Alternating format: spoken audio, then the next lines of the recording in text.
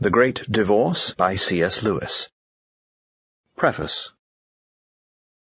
Blake wrote The Marriage of Heaven and Hell. If I have written of their divorce, this is not because I think myself a fit antagonist for so great a genius, nor even because I feel at all sure that I know what he meant, but in some sense or other the attempt to make that marriage is perennial.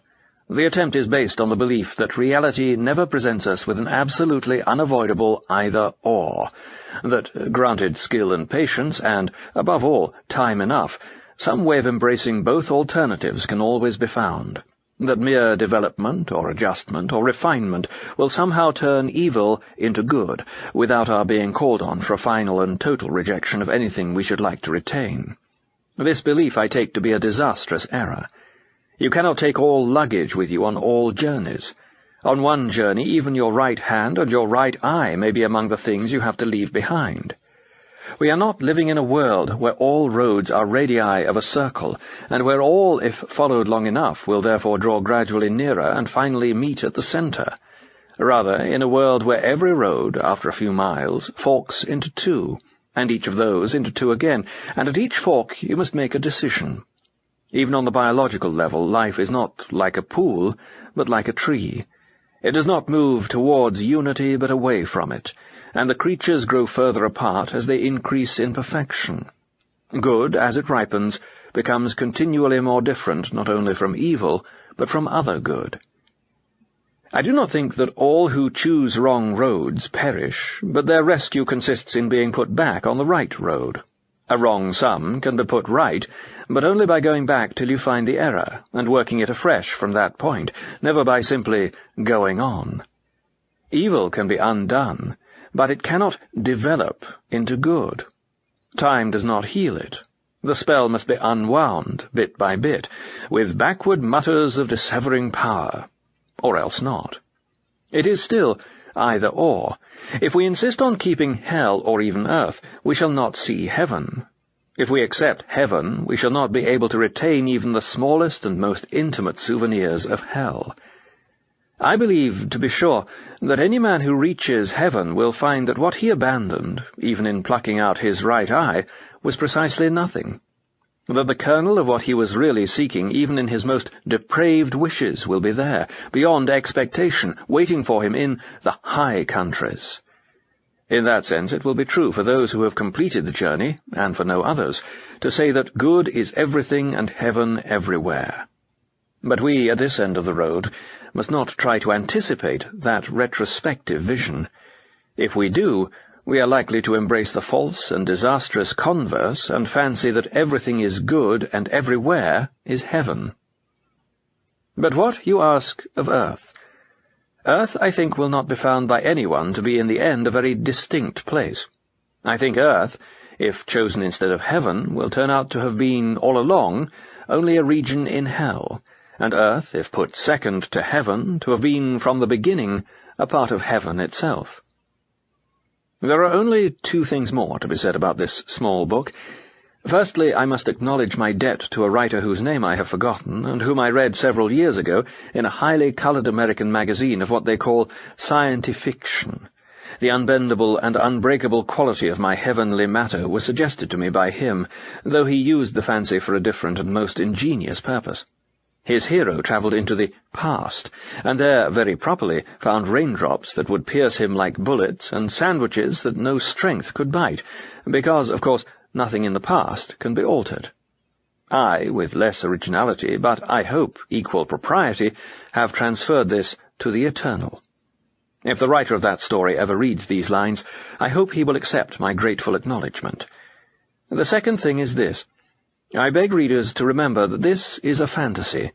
It has, of course, or I intended it to have, a moral, but the transmortal conditions are solely an imaginative supposal. They are not even a guess or a speculation at what may actually await us. The last thing I wish is to arouse factual curiosity about the details of the afterworld.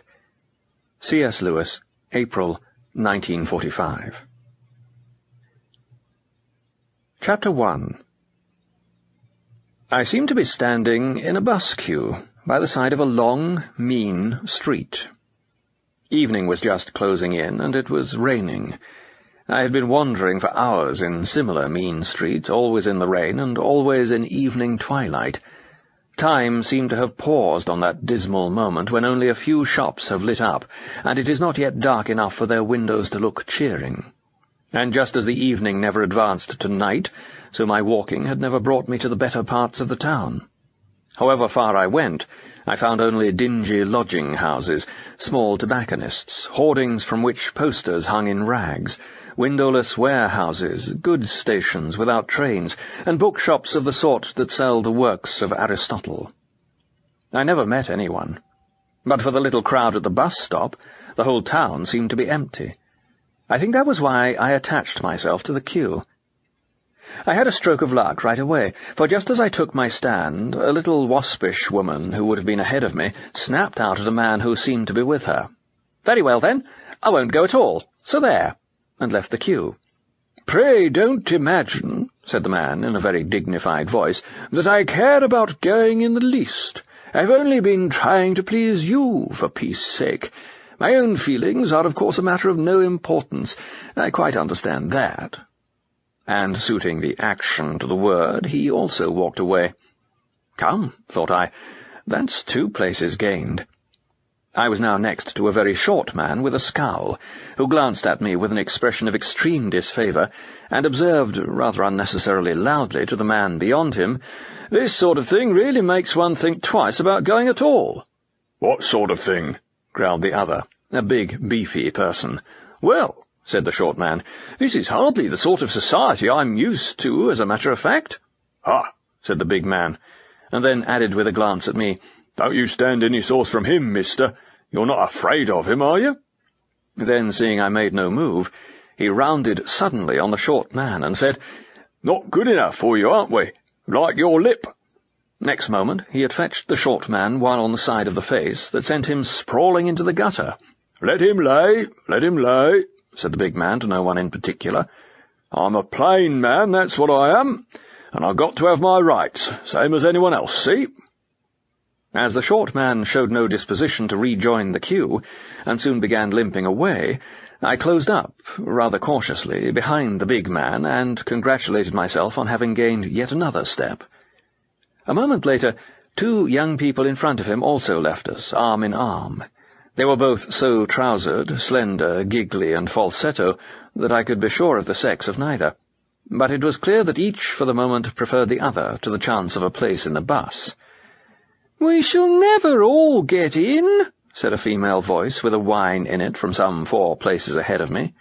"Change places with you for 5 bob, lady," said someone else. I heard the clink of money, and then a scream in the female voice, mixed with roars of laughter from the rest of the crowd. The cheated woman leapt out of her place to fly at the man who had bilked her, but the others immediately closed up and flung her out. So what with one thing and another, the queue had reduced itself to manageable proportions long before the bus appeared. It was a wonderful vehicle, blazing with golden light, heraldically coloured. The driver himself seemed full of light, and he used only one hand to drive with. The other he waved before his face as if to fan away the greasy steam of the rain. A growl went up from the queue as he came in sight. "Looks as if he had a good time of it, eh? Bloody pleased with himself, I bet." "My dear, why can't he behave naturally?" "Thinks himself too good to look at us. Who does he imagine he is? All that gilding and purple, I call it a wicked waste. Why don't they spend some of the money on their house property down here? God, I'd like to give him one in the ear-hole." I could see nothing in the countenance of the driver to justify all this, unless it were that he had a look of authority, and seemed intent on carrying out his job. My fellow passengers fought like hens to get on board the bus, though there was plenty of room for us all. I was the last to get in. The bus was only half full, and I selected a seat at the back, well away from the others. But a tousle-headed youth at once came and sat down beside me. As he did so, we moved off. "I thought you wouldn't mind my tacking on to you," he said, "for I've noticed that you feel just as I do about the present company. Why on earth they insist on coming, I can't imagine. They won't like it at all when we get there, and they'd really be much more comfortable at home. It's different for you and me." "Do they like this place?" I asked. "As much as they'd like anything," he answered. "They've got cinemas and fish and chip shops and advertisements, and all the sorts of things they want. The appalling lack of any intellectual life doesn't worry them. I realized as soon as I got here that there'd been some mistake. I ought to have taken the first bus, but I've fooled about trying to wake people up here. I found a few fellows I'd known before and tried to form a little circle, but they all seem to have sunk to the level of their surroundings. Even before we came here, I'd had some doubts about a man like Cyril Blellow. I always thought he was working in a false idiom, but he was at least intelligent. One could get some criticism worth hearing from him, even if he was a failure on the creative side. But now he seems to have nothing left but his self-conceit. The last time I tried to read him some of my own stuff— but wait a minute, I'd just like you to look at it. Realizing with a shudder that what he was producing from his pocket was a thick wad of typewritten paper, I muttered something about not having my spectacles, and exclaimed, "Hello, we've left the ground." It was true. Several 100 feet below us, already half hidden in the rain and mist, the wet roofs of the town appeared, spreading without a break as far as the eye could reach. Chapter 2. I was not left very long at the mercy of the tousle-headed poet, because another passenger interrupted our conversation. But before that happened, I had learned a good deal about him. He appeared to be a singularly ill-used man. His parents had never appreciated him, and none of the 5 schools at which he had been educated seemed to have made any provision for a talent and temperament such as his. To make matters worse, he had been exactly the sort of boy in whose case the examination system works out with the maximum unfairness and absurdity. It was not until he reached the university that he began to recognize that all these injustices did not come by chance, but were the inevitable results of our economic system. Capitalism did not merely enslave the workers, it also vitiated taste and vulgarized intellect, hence our educational system, and hence the lack of recognition for new genius. This discovery had made him a communist. But when the war came along and he saw Russia in alliance with the capitalist governments, he had found himself once more isolated and had to become a conscientious objector. The indignities he suffered at this stage of his career had, he confessed, embittered him. He decided he could serve the cause best by going to America, but then America came into the war too. It was at this point that he suddenly saw Sweden as the home of a really new and radical art, but the various oppressors had given him no facilities for going to Sweden. There were money troubles. His father, who had never progressed beyond the most atrocious mental complacency and smugness of the Victorian epoch, was giving him a ludicrously inadequate allowance, and he had been very badly treated by a girl, too. He had thought her a really civilized and adult personality, and then she had unexpectedly revealed that she was a mass of bourgeois prejudices and monogamic instincts. Jealousy, possessiveness, was a quality he particularly disliked. She had even shown herself at the end to be mean about money. That was the last straw. He had jumped under a train. I gave a start, but he took no notice. Even then, he continued, ill luck had continued to dog him. He'd been sent to the grey town, but of course it was a mistake. I would find, he assured me, that all the other passengers would be with me on the return journey, but he would not. He was going to stay there. He felt quite certain that he was going where, at last, his finely critical spirit would no longer be outraged by an uncongenial environment, where he would find recognition and appreciation. Meanwhile, since I hadn't got my glasses, he would read me the passage about which Cyril Blellow had been so insensitive. It was just then that we were interrupted. One of the quarrels which were perpetually simmering in the bus had boiled over, and for a moment there was a stampede.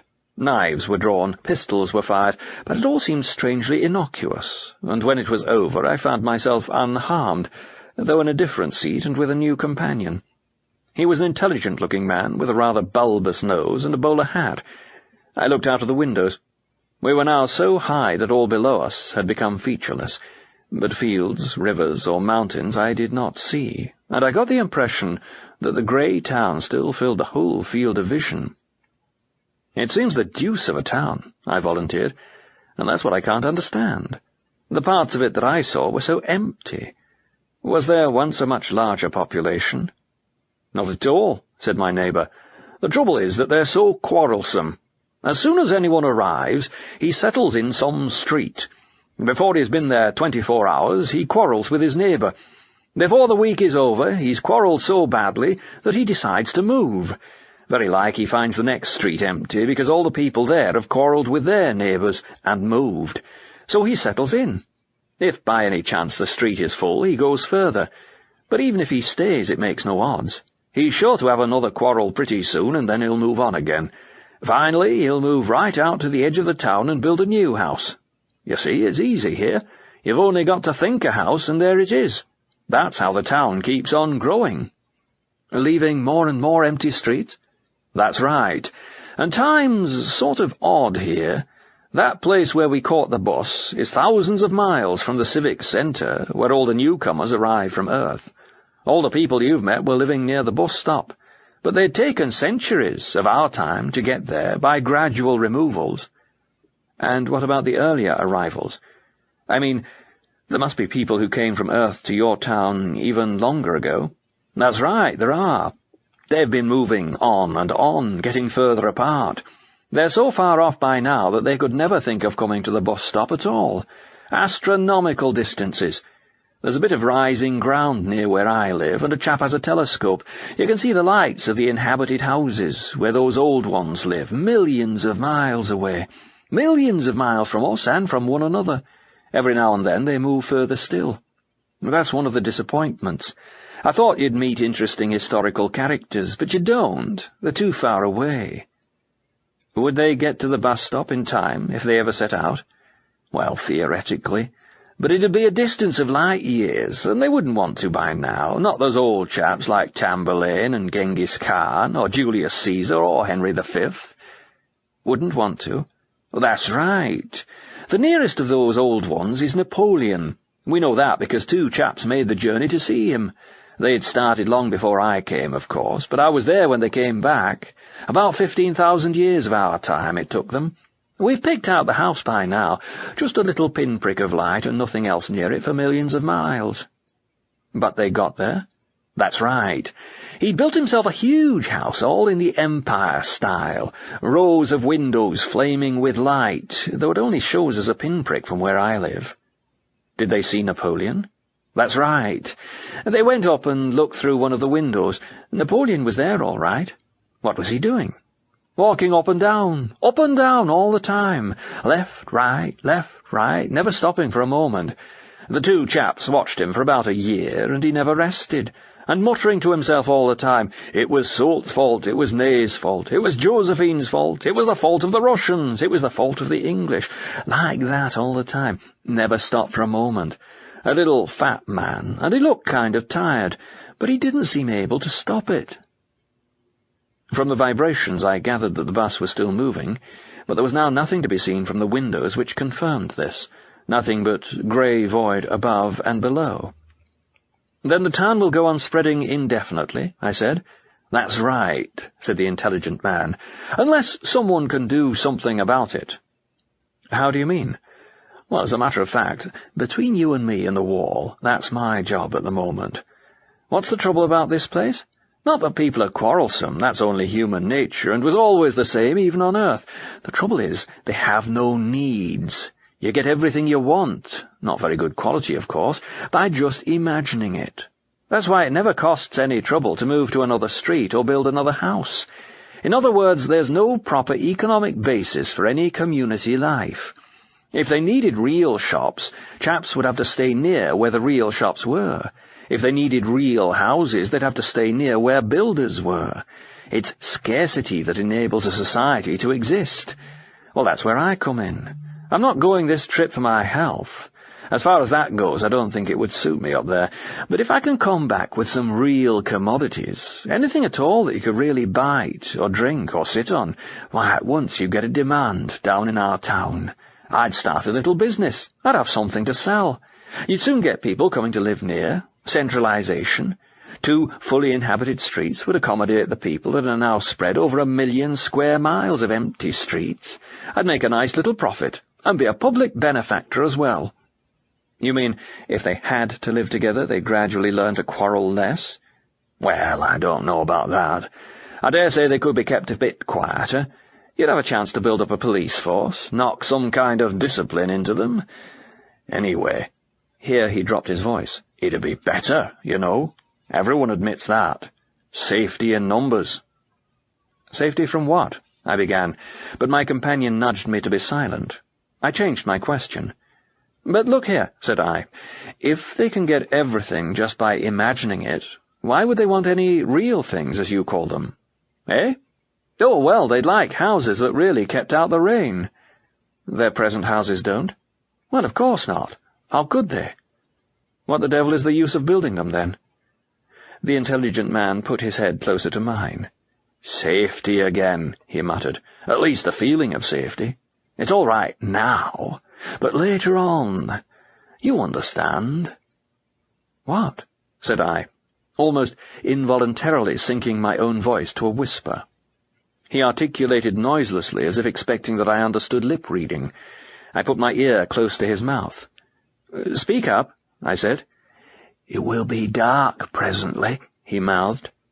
You mean the evening is really going to turn into a night in the end? He nodded. What's that got to do with it? Said I. Well, no one wants to be out of doors when that happens. Why?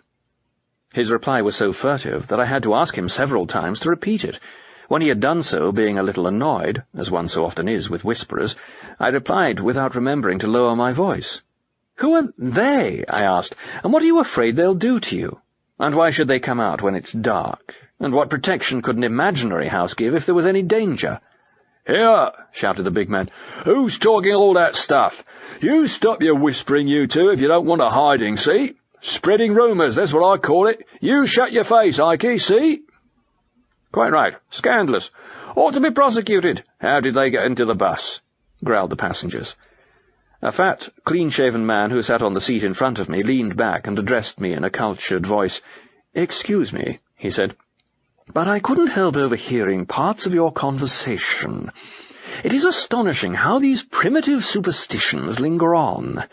I beg your pardon? Oh, God bless my soul, that's all it is. There is not a shred of evidence that this twilight is ever going to turn into a night. There has been a revolution of opinion on that in educated circles. I am surprised that you haven't heard of it. All the nightmare fantasies of our ancestors are being swept away. What we now see in this subdued and delicate half-light is the promise of the dawn, the slow turning of a whole nation towards the light, slow and imperceptible, of course. And not through eastern windows only.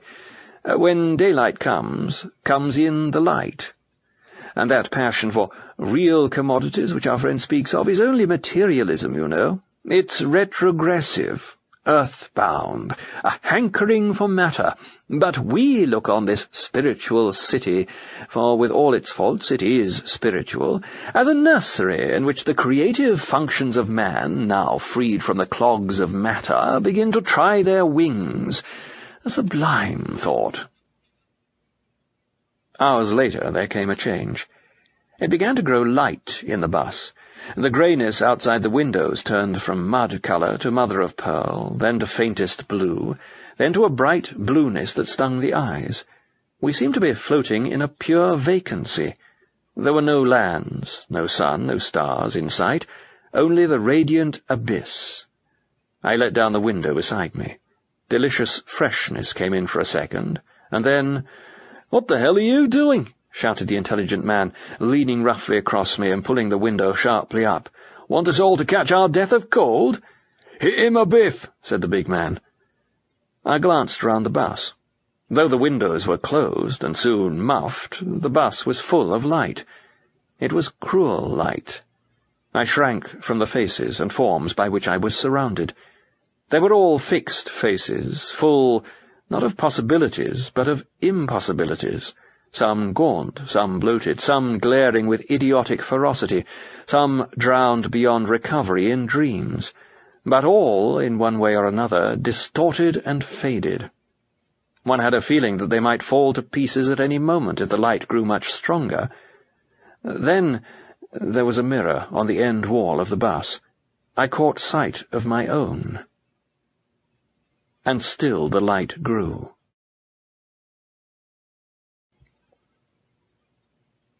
Chapter 3. A cliff had loomed up ahead. It sank vertically beneath us so far that I could not see the bottom, and it was dark and smooth. We were mounting all the time. At last the top of the cliff became visible like a thin line of emerald green, stretched tight as a fiddle string. Presently we glided over that top.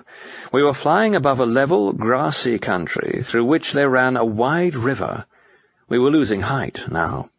Some of the tallest tree-tops were only 20 feet below us. Then, suddenly, we were at rest. Everyone had jumped up. Curses, taunts, blows, a filth of vituperation came to my ears as my fellow passengers struggled to get out. A moment later, and they had all succeeded. I was alone in the bus, and through the open door there came to me in the fresh stillness the singing of a lark. I got out. The light and coolness that drenched me were like those of summer morning, early morning, a minute or two before the sunrise, only that there was a certain difference.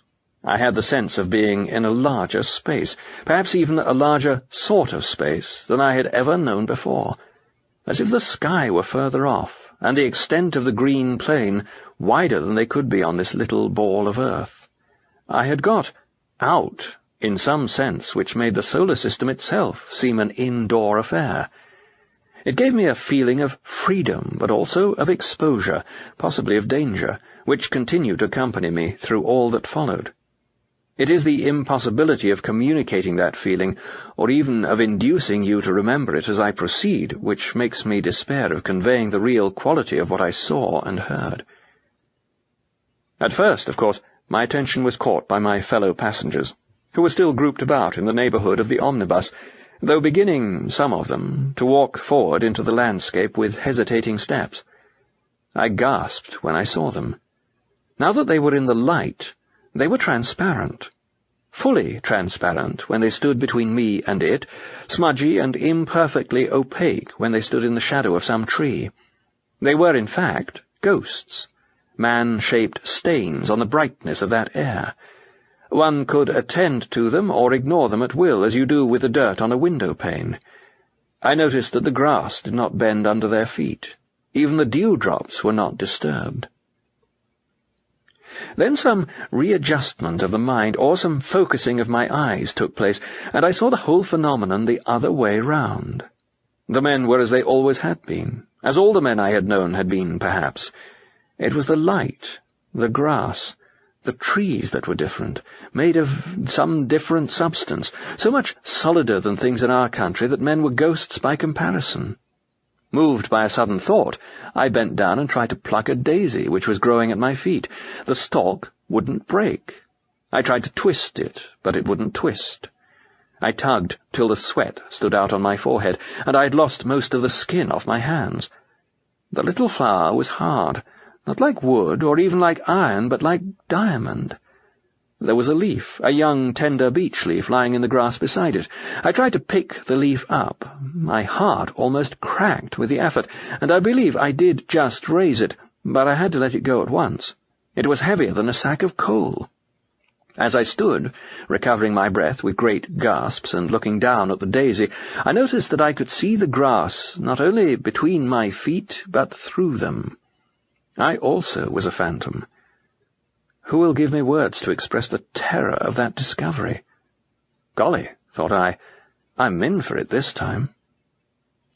"I don't like it! I don't like it!" screamed a voice. "It gives me the pip!" One of the ghosts had darted past me back into the bus. She never came out of it again, as far as I know. The others remained, uncertain. "Hi, mister," said the big man, addressing the driver. "When have we got to go back?" "You need never come back unless you want to," he replied. "Stay as long as you please." There was an awkward pause. "This is simply ridiculous," said a voice in my ear. One of the quieter and more respectable ghosts had sidled up to me. "There must be some mismanagement," he continued. "What's the sense of allowing all that riff-raff to float about here all day? Look at them, they're not enjoying it. They'd be far happier at home. They don't even know what to do." "I don't know very well myself," said I. "What does one do?" "Oh, me? I shall be met in a moment or two. I'm expected. I'm not bothering about that, but it's rather unpleasant on one's first day to have the whole place crowded out with trippers. Damn it, one's chief object in coming here at all was to avoid them." He drifted away from me, and I began to look about. In spite of his reference to a crowd, the solitude was so vast that I could hardly notice the knot of phantoms in the foreground. Greenness and light had almost swallowed them up. But very far away I could see what might be either a great bank of cloud or a range of mountains. Sometimes I could make out in it steep forests, far withdrawing valleys, and even mountain cities perched on inaccessible summits. At other times it became indistinct. The height was so enormous that my waking sight could not have taken in such an object at all. Light brooded on the top of it. Slanting down thence, it made long shadows behind every tree on the plain. There was no change and no progression as the hours passed. The promise, or the threat, of sunrise rested immovably up there. Long after that I saw people coming to meet us. Because they were bright, I saw them while they were still very distant, and at first I did not know that they were people at all. Mile after mile they drew nearer. The earth shook under their tread as their strong feet sank into the wet turf. A tiny haze and a sweet smell went up where they had crushed the grass and scattered the dew. Some were naked, some robed, but the naked ones did not seem less adorned, and the robes did not disguise in those who wore them the massive grandeur of muscle and the radiant smoothness of flesh. Some were bearded, but no one in that company struck me as being of any particular age.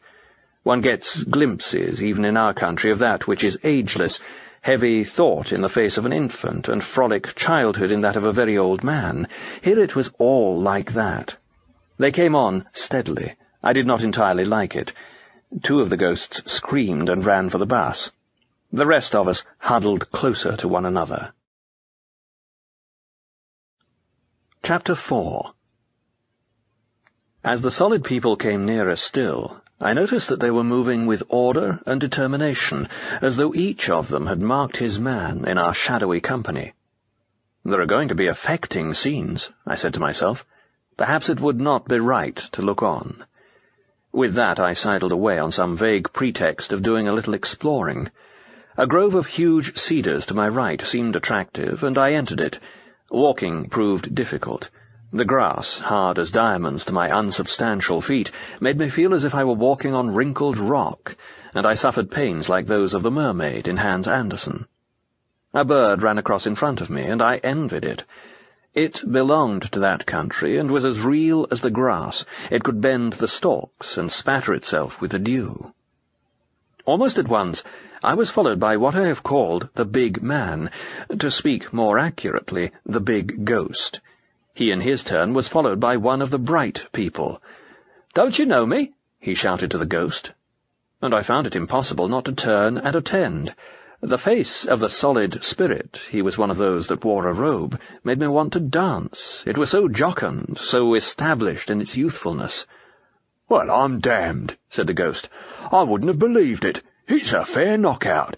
It isn't right, Len, you know. What about poor Jack, eh? You look pretty pleased with yourself, but what I say is, what about poor Jack?" "He's here," said the other. "You'll meet him soon, if you stay." "But you murdered him." "Of course I did. It is all right now." "All right, is it? All right for you, you mean. But what about the poor chap himself, laying cold and dead?" "But he isn't. I've told you. You will meet him soon. He sent you his love." "What I'd like to understand," said the ghost, "is what you're here for, as pleased as Punch. You, a bloody murderer, while I've been walking the streets down there and living in a place like a pigsty all these years." "That is a little hard to understand at first, but it is all over now. You will be pleased about it presently. Till then, there's no need to bother about it." "No need to bother about it? Aren't you ashamed of yourself?" "No, not as you mean. I do not look at myself. I've given up myself. I had to, you know, after the murder. That was what it did for me, and that was how everything began." "Personally?" said the big ghost, with an emphasis which contradicted the ordinary meaning of the word. "Personally? I'd have thought you and I ought to be the other way round. That's my personal opinion." "Very likely we soon shall be," said the other, "if you'll stop thinking about it." "Look at me now," said the ghost, slapping its chest, but the slap made no noise. "I've gone straight all my life. I don't say I was a religious man, and I don't say I had no faults, far from it, but I done my best all my life, see? I done my best by everyone. That's the sort of chap I was. I never asked for anything that wasn't mine by rights. If I wanted a drink, I paid for it, and if I took my wages, I done my job, see? That's the sort I was, and I don't care who knows it." "It would be much better not to go on about that now." "Who's going on? I'm not arguing. I'm just telling you the sort of chap I was, see? I'm asking for nothing but my rights. You may think you can put me down because you're dressed up like that, which you weren't when you worked under me, and I'm only a poor man, but I've got to have my rights, same as you, see?" "Oh, no, it's not so bad as that. I haven't got my rights, or I should not be here. You will not get yours either. You'll get something far better. Never fear." "That's just what I say. I haven't got my rights. I always done my best, and I never done nothing wrong. And what I don't see is why I shall be put below a bloody murderer like you." "Who knows whether you will be? Only be happy and come with me." "What do you keep on arguing for? I'm only telling you the sort of chap I am. I only want my rights. I'm not asking for anybody's bleeding charity." "Then do, at once. Ask for the bleeding charity. Everything is here for the asking, and nothing can be bought." "That may be very well for you, I dare say. If they choose to let in a bloody murderer, all because he makes a poor mouth at the last moment, that's their lookout. But I don't see myself going in the same boat with you, see? Why should I? I don't want charity. I'm a decent man, and if I had my rights, I'd have been here long ago, and you can tell them I said so." The other shook his head. "You can never do it like that," he said. "Your feet will never grow hard enough to walk on our grass that way. You'd be tired out before we got to the mountains. And it isn't exactly true, you know." Mirth danced in his eyes as he said it. "What isn't true?" asked the ghost sulkily. "You weren't a decent man, and you didn't do your best. We none of us were, and we none of us did. Lord bless you, it doesn't matter. There is no need to go into it all now." "You?" gasped the ghost. "You have the face to tell me I wasn't a decent chap?" "Of course. Must I go into all that? I will tell you one thing to begin with. Murdering old Jack wasn't the worst thing I did. That was the work of a moment, and I was half mad when I did it. But I murdered you in my heart, deliberately, for years. I used to lie awake at nights thinking what I'd do to you if ever I got the chance. That is why I have been sent to you now, to ask your forgiveness, and to be your servant as long as you need one, and longer if it pleases you. I was the worst. But all the men who worked under you felt the same. You made it hard for us, you know, and you made it hard for your wife, too, and for your children." "You mind your own business, young man," said the ghost. "None of your lips, see? Because I'm not taking any impudence from you about my private affairs." "There are no private affairs," said the other. "And I'll tell you another thing," said the ghost. "You can clear off, see? You're not wanted. I may be only a poor man, but I'm not making pals with a murderer, let alone taking lessons from him. Made it hard for you and your like, did I? If I had you back there, I'd show you what work is." "Come and show me now," said the other with laughter in his voice. "It will be joy going to the mountains, but there will be plenty of work." "You don't suppose I'd go with you?" "Don't refuse. You will never get there alone, and I am the one who was sent to you." "So that's the trick, is it?" shouted the ghost, outwardly bitter, and yet I thought there was a kind of triumph in its voice. It had been entreated. It could make a refusal, and this seemed to it a kind of advantage. "I thought there'd be some damned nonsense. It's all a clique, all a bloody clique. Tell them I'm not coming, see? I'd rather be damned than go along with you. I came here to get my rights, see? Not to go snivelling along on charity tied onto your apron strings. If they're too fine to have me without you, I'll go home." It was almost happy now that it could, in a sense, threaten. "That's what I'll do. it repeated. "I'll go home. I didn't come here to be treated like a dog. I'll go home. That's what I'll do. Damn and blast the whole pack of you." In the end, still grumbling, but whimpering also a little as it picked its way over the sharp grasses, it made off. Chapter 5. For a moment there was silence under the cedar trees, and then pad, pad, pad. It was broken. 2 velvet-footed lions came bouncing into the open space, their eyes fixed upon each other, and started playing some solemn romp. Their manes looked as if they had been just dipped in the river, whose noise I could hear close at hand, though the tree hid it. Not greatly liking my company, I moved away to find that river, and after passing some thick flowering bushes I succeeded. The bushes came almost down to the brink. It was as smooth as Thames, but flowed swiftly like a mountain stream, pale green where trees overhung it, but so clear that I could count the pebbles at the bottom. Close beside me I saw another of the bright people in conversation with a ghost. It was that fat ghost with a cultured voice who had addressed me in the bus, and it seemed to be wearing gaiters. "My dear boy, I'm delighted to see you," it was saying to the spirit, who was naked and almost blindingly white. "I was talking to your poor father the other day and wondering where you were." "You didn't bring him?" said the other. "Well, no, he lives a long way from the bus, and to be quite frank, he's been getting a little eccentric lately, a little difficult, losing his grip. He never was prepared to make any great efforts, you know. If you remember, he used to go to sleep when you and I got talking seriously. Ah, Dick, I shall never forget some of our talks. I expect you've changed your views a bit since then. You became rather narrow-minded towards the end of your life, but no doubt you've broadened out again." "How do you mean?" "Well, it's obvious by now, isn't it, that you weren't quite right. Why, my dear boy, you were coming to believe in a literal heaven and hell." "But wasn't I right?" "Oh, in a spiritual sense, to be sure. I still believe in them in that way. I am still, my dear boy, looking for the kingdom, but nothing superstitious or mythological." "Excuse me, where do you imagine you've been?" "Ah, I see. You mean that the grey town, with its continual hope of morning— we must all live by hope, must we not?— with its field for indefinite progress, is, in a sense, heaven, if only we have eyes to see it. That is a beautiful idea." "I didn't mean that at all. Is it possible you don't know where you've been?" "Now that you mention it, I don't think we ever do give it a name. What do you call it?" "We call it hell." "There is no need to be profane, my dear boy. I may not be very orthodox in your sense of that word, but I do feel that these matters ought to be discussed simply and seriously and reverently." "Discuss hell reverently? I meant what I said. You have been in hell, though if you don't go back, you may call it purgatory." "Go on, my dear boy, go on. That is so like you. No doubt you'll tell me why, on your view, I was sent there. I'm not angry."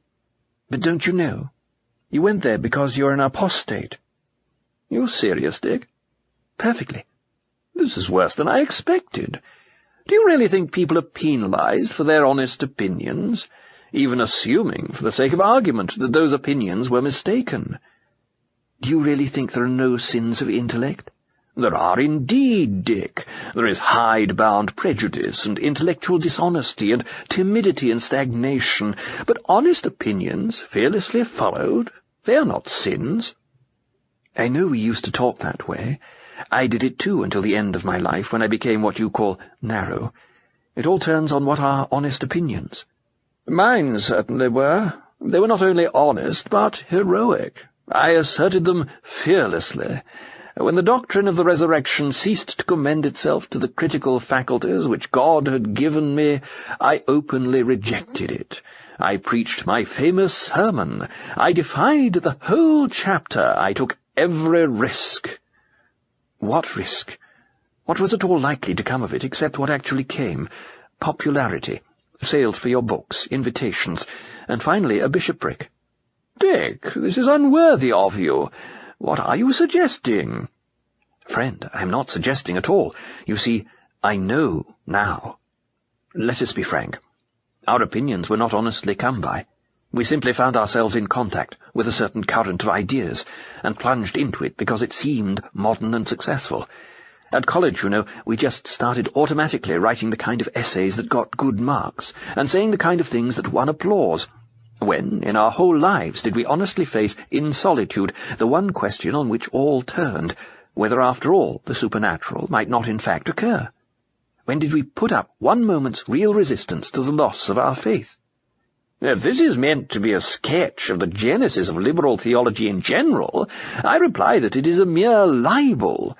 Do you suggest that men like— I have nothing to do with any generality, nor with any man but me and you.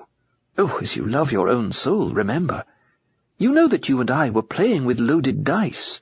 We didn't want the other to be true. We were afraid of crude salvationism, afraid of a breach within the spirit of the age, afraid of ridicule, afraid, above all, of real spiritual fears and hopes. I'm far from denying that young men may make mistakes.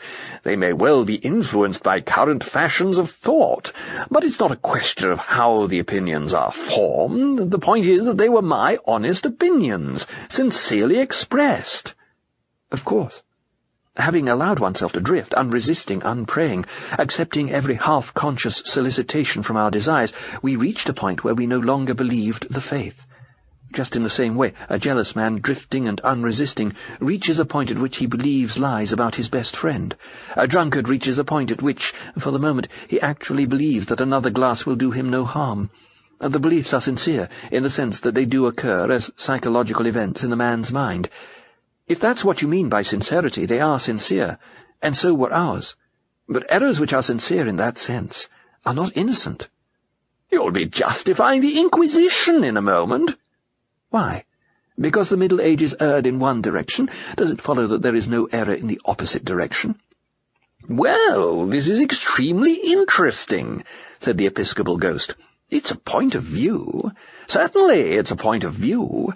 In the meantime— There is no meantime, replied the other. All that is over.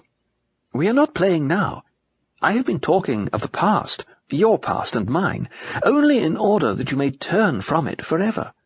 One wrench, and the tooth will be out. You can begin as if nothing had ever gone wrong, white as snow. It's all true, you know. He is in me, for you, with that power. And I have come a long journey to meet you. You have seen hell. You are in sight of heaven. Will you even now repent and believe? I'm not sure that I've got the exact point you're trying to make, said the ghost. I'm not trying to make any point, said the spirit. I am telling you to repent and believe. But, my dear boy, I believe already. We may not be perfectly agreed, but you have completely misjudged me if you do not realize that my religion is a very real and a very precious thing to me. Very well, said the other, as if changing his plan. Will you believe in me? In what sense? Will you come with me to the mountains? It will hurt at first, until your feet are hardened. Reality is harsh to the feet of shadows. But will you come? Well, that is a plan. I am perfectly ready to consider it. Of course I should require some assurances. I should want a guarantee that you are taking me to a place where I shall find a wider sphere of usefulness, and scope for the talents that God has given me, and an atmosphere of free inquiry. In short, all that one means by civilization and, the spiritual life. No, said the other. I can promise you none of these things. No sphere of usefulness. You are not needed there at all. No scope for your talents, only forgiveness for having perverted them. No atmosphere of inquiry, for I will bring you to the land, not of questions, but of answers, and you shall see the face of God. Ah, but we must all interpret those beautiful words in our own way. For me, there is no such thing as a final answer. The free wind of inquiry must always continue to blow through the mind, must it not? Prove all things. To travel hopefully is better than to arrive. If that were true, and known to be true, how could anyone travel hopefully?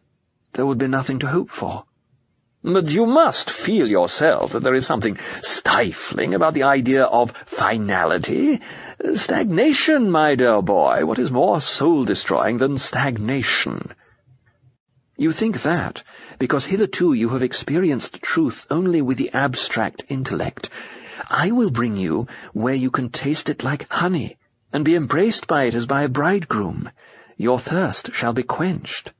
Well, really, I'm not aware of a thirst for some ready-made truth which puts an end to intellectual activity in the way you seem to be describing. Will it leave me the free play of mind, Dick? I must insist on that, Free as a man is free to drink while he is drinking. He is not free still to be dry. The ghost seemed to think for a moment. I can make nothing of that idea, it said. Listen, said the white spirit. Once you were a child. Once you knew what inquiry was for. There was a time when you asked questions because you wanted answers, and were glad when you had found them. Become that child again, even now.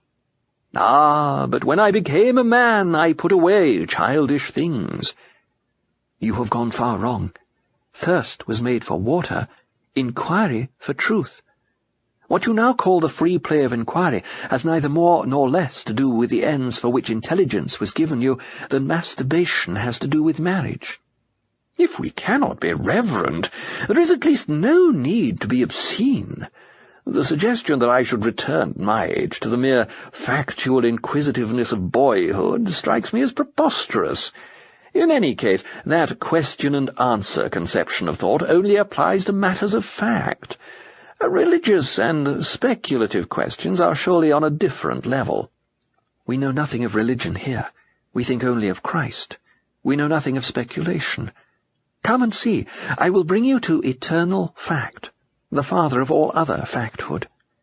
I should object very strongly to describing God as a fact. The supreme value would surely be a less inadequate description. It is hardly— Do you not even believe that he exists? Exists? What does existence mean? You will keep on implying some sort of static, ready-made reality which is, so to speak, there, and to which our minds have simply to conform. These great mysteries cannot be approached in that way. If there were such a thing, there is no need to interrupt, my dear boy. Quite frankly, I should not be interested in it. It would be of no religious significance.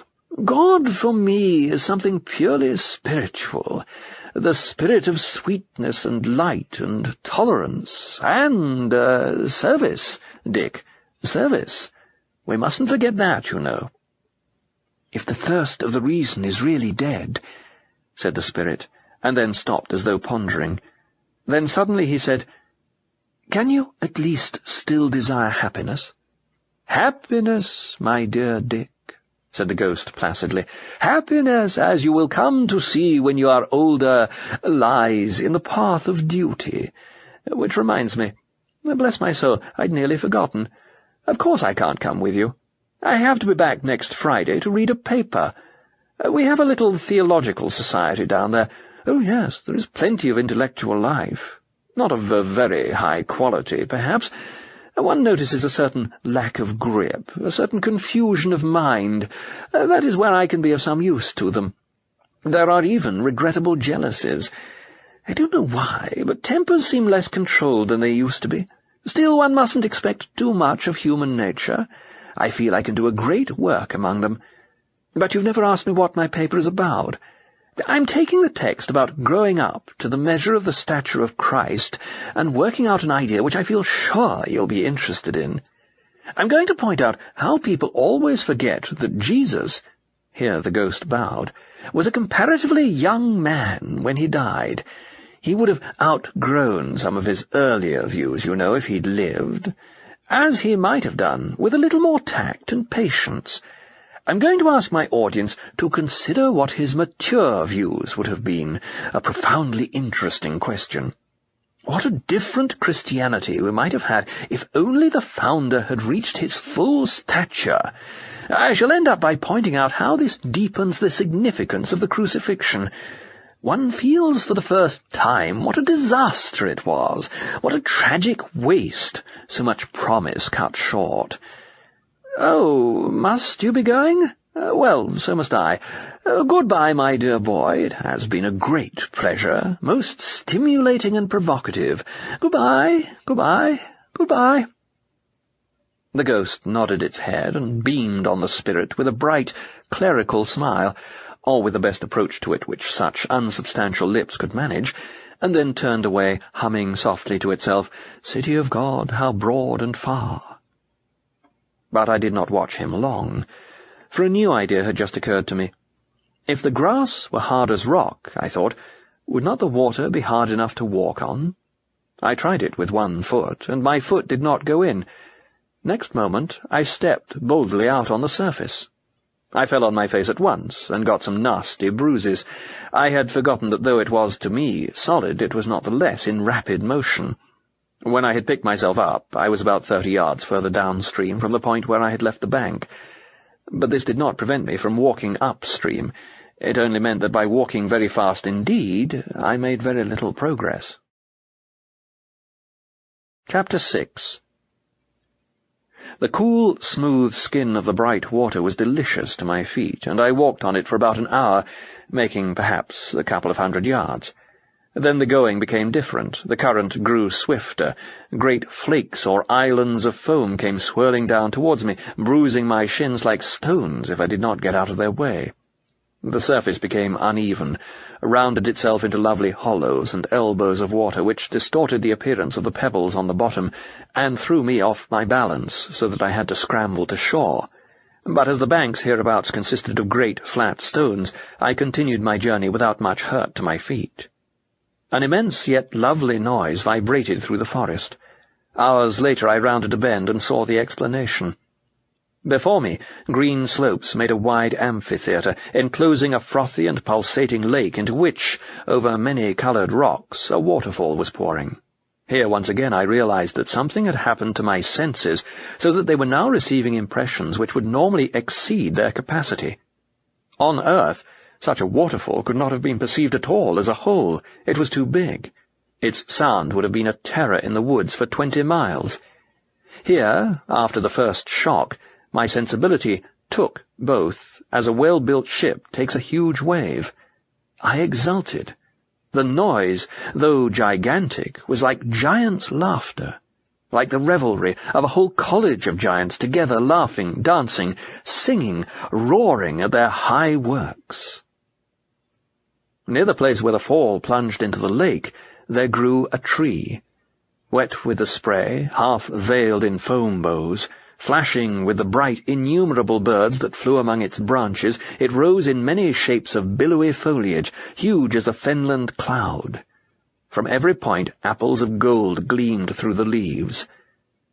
Suddenly my attention was diverted by a curious appearance in the foreground. A hawthorn bush, not 20 yards away, seemed to be behaving oddly. Then I saw that it was not the bush, but something standing close to the bush, and on this side of it. Finally I realized that it was one of the ghosts. It was crouching, as if to conceal itself from something beyond the bush, and it was looking back at me and making signals. It kept on signing to me to duck down. As I could not see what the danger was, I stood fast. Presently, the ghost, after peering around in every direction, ventured beyond the hawthorn bush. It could not get on very fast because of the torturing grasses beneath its feet, but it was obviously going as fast as it possibly could, straight for another tree. There it stopped again, standing straight upright against the trunk, as though it were taking cover. Because the shadow of the branches now covered it, I could see it better. It was my bowler-hatted companion, the one whom the big ghost had called Ike. After it had stood panting at the tree for about 10 minutes and carefully reconnoitred the ground ahead, it made a dash for another tree, such a dash as was possible to it.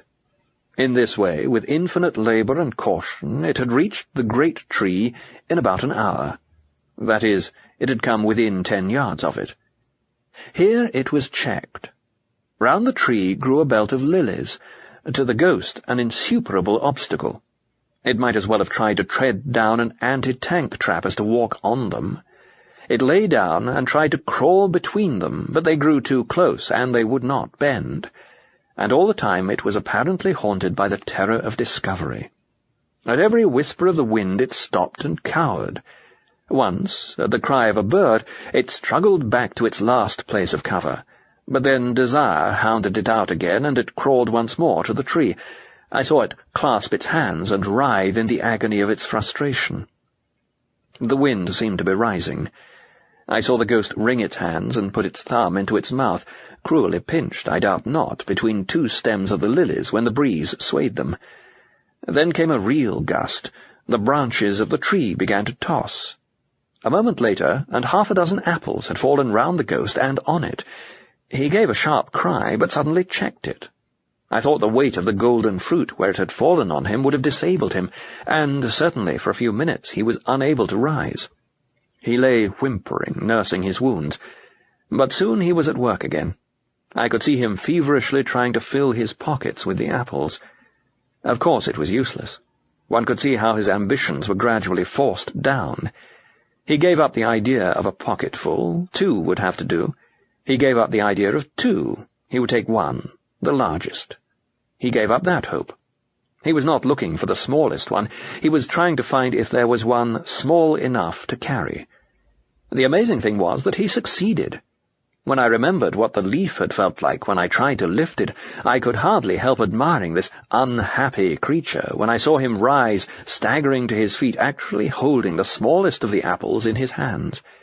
He was lame from his hurts, and the weight bent him double, yet even so, inch by inch, still availing himself of every scrap of cover, he set out on his Via Dolorosa to the bus, carrying his torture. "Fool! Put it down," said a great voice suddenly. It was quite unlike any other voice I had heard so far. It was a thunderous, yet liquid voice. With an appalling certainty, I knew that the waterfall itself was speaking, and I saw now, though it did not cease to look like a waterfall, that it was also a bright angel who stood, like one crucified, against the rocks, and poured himself perpetually down towards the forest with loud joy. "Fool," he said, "put it down. You cannot take it back. There is not room for it in hell. Stay here and learn to eat such apples. The very leaves and the blades of grass in the wood will delight to teach you." Whether the ghost heard or not, I don't know. At any rate, after pausing for a few minutes, it braced itself anew for its agonies, and continued with even greater caution till I lost sight of it. Chapter 7. Although I watched the misfortunes of the ghost in the bowler with some complacency, I found, when we were left alone, that I could not bear the presence of the water giant. It did not appear to take any notice of me, but I became self-conscious, and I rather think there was some assumed nonchalance in my movements as I walked away over the flat rocks, downstream again. I was beginning to be tired.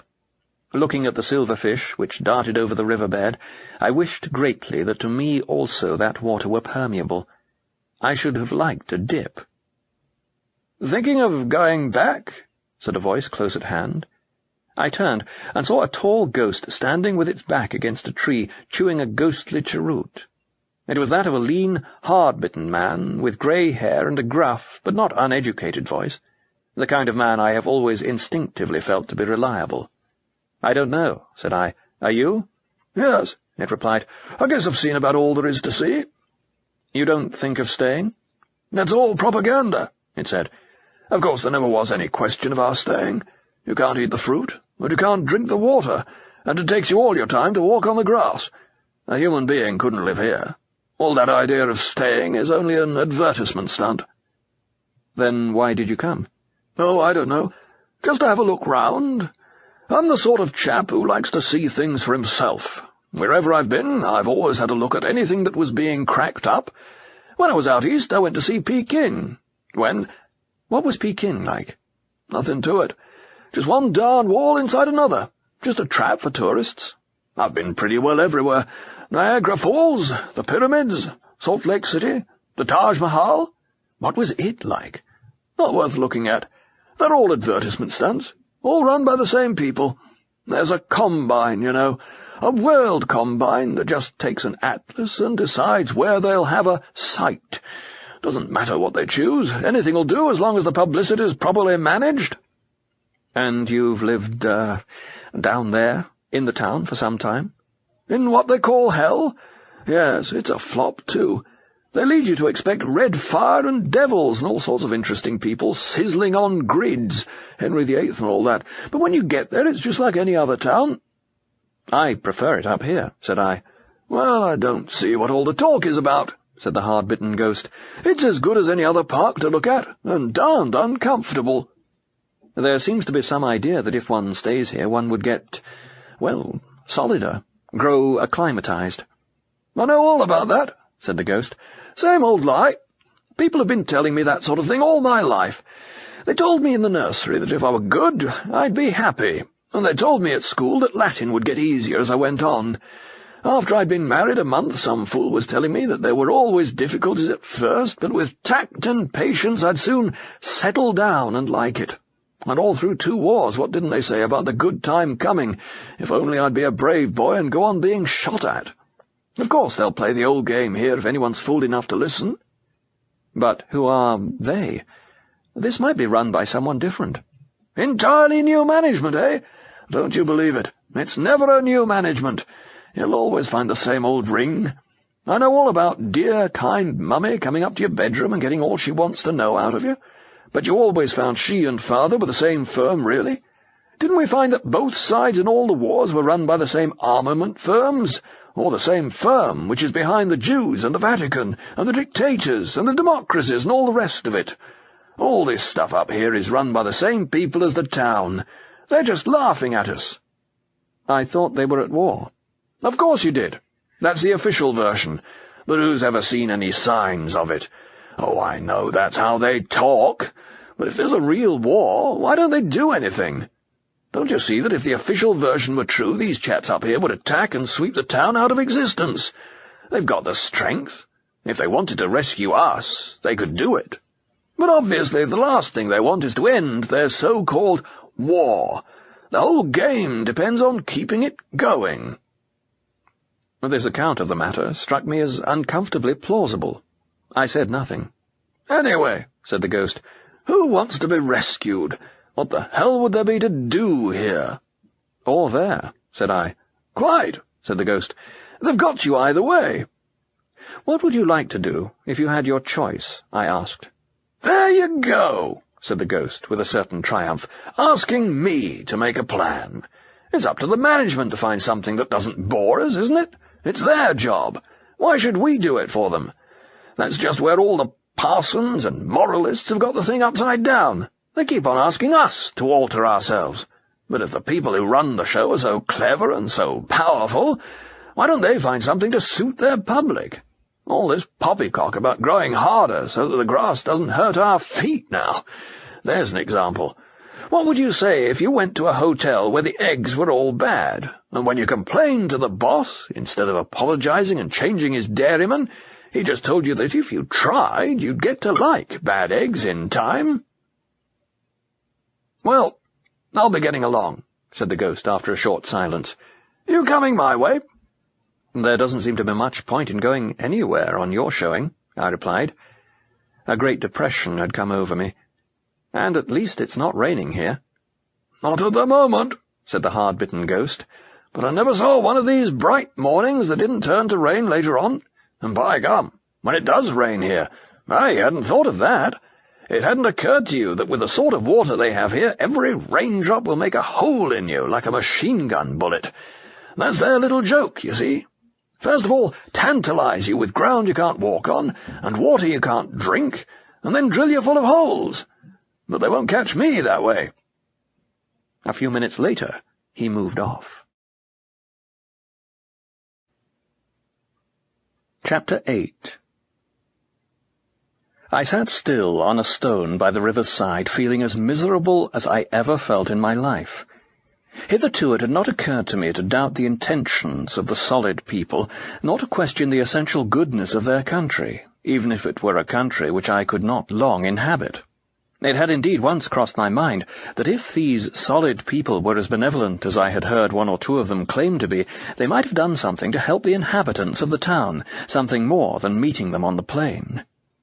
Now a terrible explanation came into my mind. How if they had never meant to do us good at all? How if this whole trip were allowed the ghosts merely to mock them? Horrible myths and doctrines stirred in my memory. I thought how the gods had punished Tantalus. I thought of the place in the book of Revelation where it says that the smoke of hell goes up forever in the sight of the blessed spirits. I remembered how poor Cowper, dreaming that he was not after all doomed to perdition, at once knew the dream to be false, and said, "These are the sharpest arrows in his quiver." And what the hard-bitten ghost had said about the rain was clearly true. Even a shower of dewdrops from a branch might tear me in pieces. I had not thought of this before. And how easily I might have ventured into the spray of the waterfall. The sense of danger, which had never been entirely absent since I left the bus, awoke with sharp urgency. I gazed around on the trees, the flowers, and the talking cataract. They had begun to look unbearably sinister. Bright insects darted to and fro. If one of those were to fly into my face, would it not go right through me? If it settled on my head, would it crush me to earth? Terror whispered, "This is no place for you." I remembered also the lions. With no very clear plan in my mind, I rose and began walking away from the river in the direction where the trees grew closest together. I had not fully made up my mind to go back to the bus, but I wanted to avoid open spaces. If only I could find a trace of evidence that it was really possible for a ghost to stay, that the choice were not only a cruel comedy, I would not go back. In the meantime, I went on, gingerly, and keeping a sharp lookout. In about half an hour, I came to a little clearing with some bushes in the centre. As I stopped, wondering if I dared cross it, I realized that I was not alone.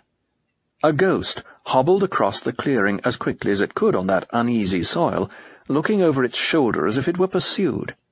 I saw that it had been a woman, a well-dressed woman, I thought, but its shadows of finery looked ghastly in the morning light. It was making for the bushes. It could not really get in among them, the twigs and leaves were too hard, but it pressed as close up against them as it could. It seemed to believe it was hiding. A moment later I heard the sound of feet, and one of the bright people came in sight.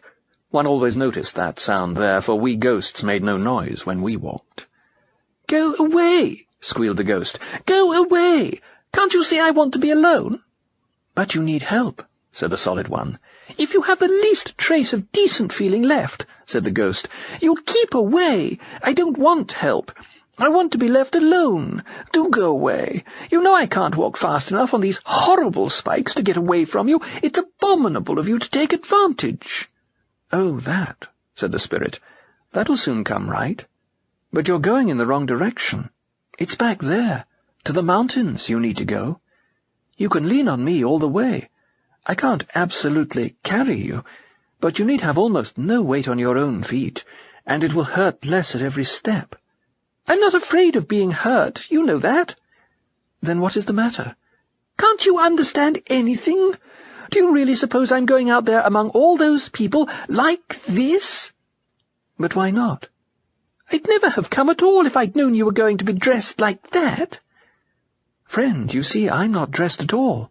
"I didn't mean that. Do go away." "But can't you even tell me?" "If you can't understand, there'd be no good trying to explain it. How can I go out like this among a lot of people with real solid bodies? It's far worse than going out with nothing on would have been on earth. Have everyone staring through me." "Oh, I see. But we were all a bit ghostly when we first arrived, you know. That'll wear off. Just come out and try." "But they'll see me." "What does it matter if they do?" "I'd rather die." "But you've died already. There's no good trying to go back to that." The ghost made a sound something between a sob and a snarl. "I wish I'd never been born," it said. "What are we born for?" "For infinite happiness," said the spirit. "You can step out into it at any moment." "But I tell you, they'll see me." "An hour hence, and you will not care. A day hence, and you will laugh at it. Don't you remember, on earth, There were things too hot to touch with your finger, but you could drink them all right. Shame is like that. If you will accept it, if you will drink the cup to the bottom, you will find it very nourishing. But try to do anything else with it, and it scalds." "You really mean—" said the ghost, and then paused. My suspense was strained up to the height. I felt that my own destiny hung on her reply. I could have fallen at her feet and begged her to yield. "Yes," said the spirit, "come and try." Almost I thought the ghost had obeyed. Certainly it had moved. But suddenly it cried out, "No, I can't! I tell you I can't! For a moment while you were talking I almost thought, but when it comes to the point, you've no right to ask me to do a thing like that. It's disgusting. I should never forgive myself if I did. Never, never! And it's not fair. They ought to have warned us. I'd never have come. And now, please, please go away." "Friend," said the spirit, "could you only for a moment fix your mind on something not yourself?" "I've already given you my answer," said the ghost, coldly but still tearful. "Then only one expedient remains," said the spirit, and to my great surprise he set a horn to his lips and blew. I put my hands over my ears. The earth seemed to shake. The whole wood trembled and dindled at the sound. I suppose there must have been a pause after that, though there seemed to be none, before I heard the thudding of hoofs, far off at first, but already nearer before I had well identified it, and soon so near that I began to look about for some place of safety. Before I had found one, the danger was all about us. A herd of unicorns came thundering through the glades, 27 hands high, the smallest of them, and white as swans, but for the red gleam in eyes and nostrils, and the flashing indigo of their horns. I can still remember the squelching noise of the soft wet turf under their hoofs, the breaking of the undergrowth, the snorting and the whinnyings, how their hind legs went up and their horned heads down in mimic battle. Even then I wondered for what real battle it might be the rehearsal. I heard the ghost scream, and I think it made a bolt away from the bushes, perhaps towards the spirit, but I don't know. For my own nerve failed, and I fled, not heeding for the moment the horrible going underfoot, and not once daring to pause. So I never saw the end of that interview. Chapter 9. "Where are you going?" said a voice with a strong Scotch accent. I stopped and looked. The sound of the unicorns had long since died away, and my flight had brought me to open country. I saw the mountains where the unchanging sunrise lay, and in the foreground 2 or 3 pines on a little knoll, with some large smooth rocks and heather. On one of the rocks sat a very tall man, almost a giant, with a flowing beard. I had not yet looked on one of the solid people in the face. Now, when I did so, I discovered that one sees them with a kind of double vision. Here was an enthroned and shining God, whose ageless spirit weighed upon mine like a burden of solid gold. And yet, at the very same moment, here was an old, weather-beaten man, one who might have been a shepherd, such a man as tourists think simple because he is honest, and neighbours think deep for the same reason. His eyes had the far-seeing look of one who has lived long in open, solitary places, and somehow I divined the network of wrinkles which must have surrounded them before rebirth had washed him in immortality. I don't quite know," said I. "You can sit and talk to me, then," he said, making room for me on the stone. "I don't know you, sir," said I, taking my seat beside him. "My name is George," he answered. "George MacDonald." "Oh," I cried, "then you can tell me. You at least will not deceive me." Then, supposing that these expressions of confidence needed some explanation, I tried, trembling, to tell this man all that his writings had done for me. I tried to tell how a certain frosty afternoon at Leatherhead Station, when I first bought a copy of Phantastes, being then about 16 years old, had been to me what the first sight of Beatrice had been to Dante. Here begins the new life. I started to confess how long that life had delayed in the region of imagination merely, how slowly and reluctantly I had come to admit that his Christendom had more than an accidental connection with it, how hard I had tried not to see that the true name of the quality which first met me in his books is holiness. He laid his hand on mine and stopped me. "Son," he said, "your love, all love, is of inexpressible value to me. but it may save precious time." Here he suddenly looked very Scotch. "If I inform ye that I am already well acquainted with these biographical details. In fact, I have noticed that your memory misleads you in one or two particulars." "Oh," said I, and became still. "Ye had started," said my teacher, "to talk of something more profitable." "Sir," said I had almost forgotten it, and I have no anxiety about the answer now, though I have still a curiosity. It is about these ghosts. Do any of them stay? Can they stay? Is any real choice offered to them? How do they come to be here?" "Did you never hear of the refrigerium? A man with your advantages might have read of it in Prudentius, not to mention Jeremy Taylor." "The name is familiar, sir, but I'm afraid I've forgotten what it means." "It means that the damned have holidays, excursions, ye understand." "Excursions to this country?" "For those that will take them. Of course, most of the silly creatures don't. They prefer taking trips back to Earth. They go and play tricks on the poor daft women ye call mediums.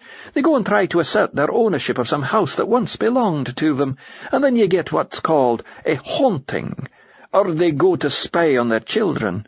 Or literary ghosts hang about public libraries to see if anyone's still reading their books." "But if they come here, they can really stay?" "Aye. You'll have heard that the Emperor Trajan did." "But I don't understand. Is judgment not final? Is there really a way out of hell into heaven?" "It depends on the way you're using the words. If they leave that great town behind, it will not have been hell. To any that leaves it, it is purgatory. And perhaps ye had better not call this country heaven. Not deep heaven, you understand." Here he smiled at me. "You can call it the Valley of the Shadow of Life.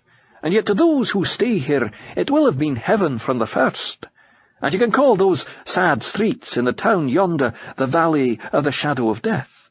But to those who remain there, they will have been hell even from the beginning." I suppose he saw that I looked puzzled, for presently he spoke again. "Son," he said, "you cannot in your present state understand eternity.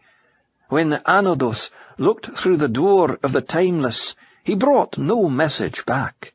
But you can get some likeness of it if you see that both good and evil, when they are full-grown, become retrospective. Not only this valley, but all this earthly past will have been heaven to those who are saved. Not only the twilight in that town, but all their life on earth too will then be seen by the damned to have been hell. That is what mortals misunderstand. They say of some temporal suffering, no future bliss can make up for it, not knowing that heaven, once attained, will work backwards and turn even that agony into a glory. And of some sinful pleasure they say, let me but have this, and I'll take the consequences, little dreaming how damnation will spread back and back into their past and contaminate the pleasure of the sin.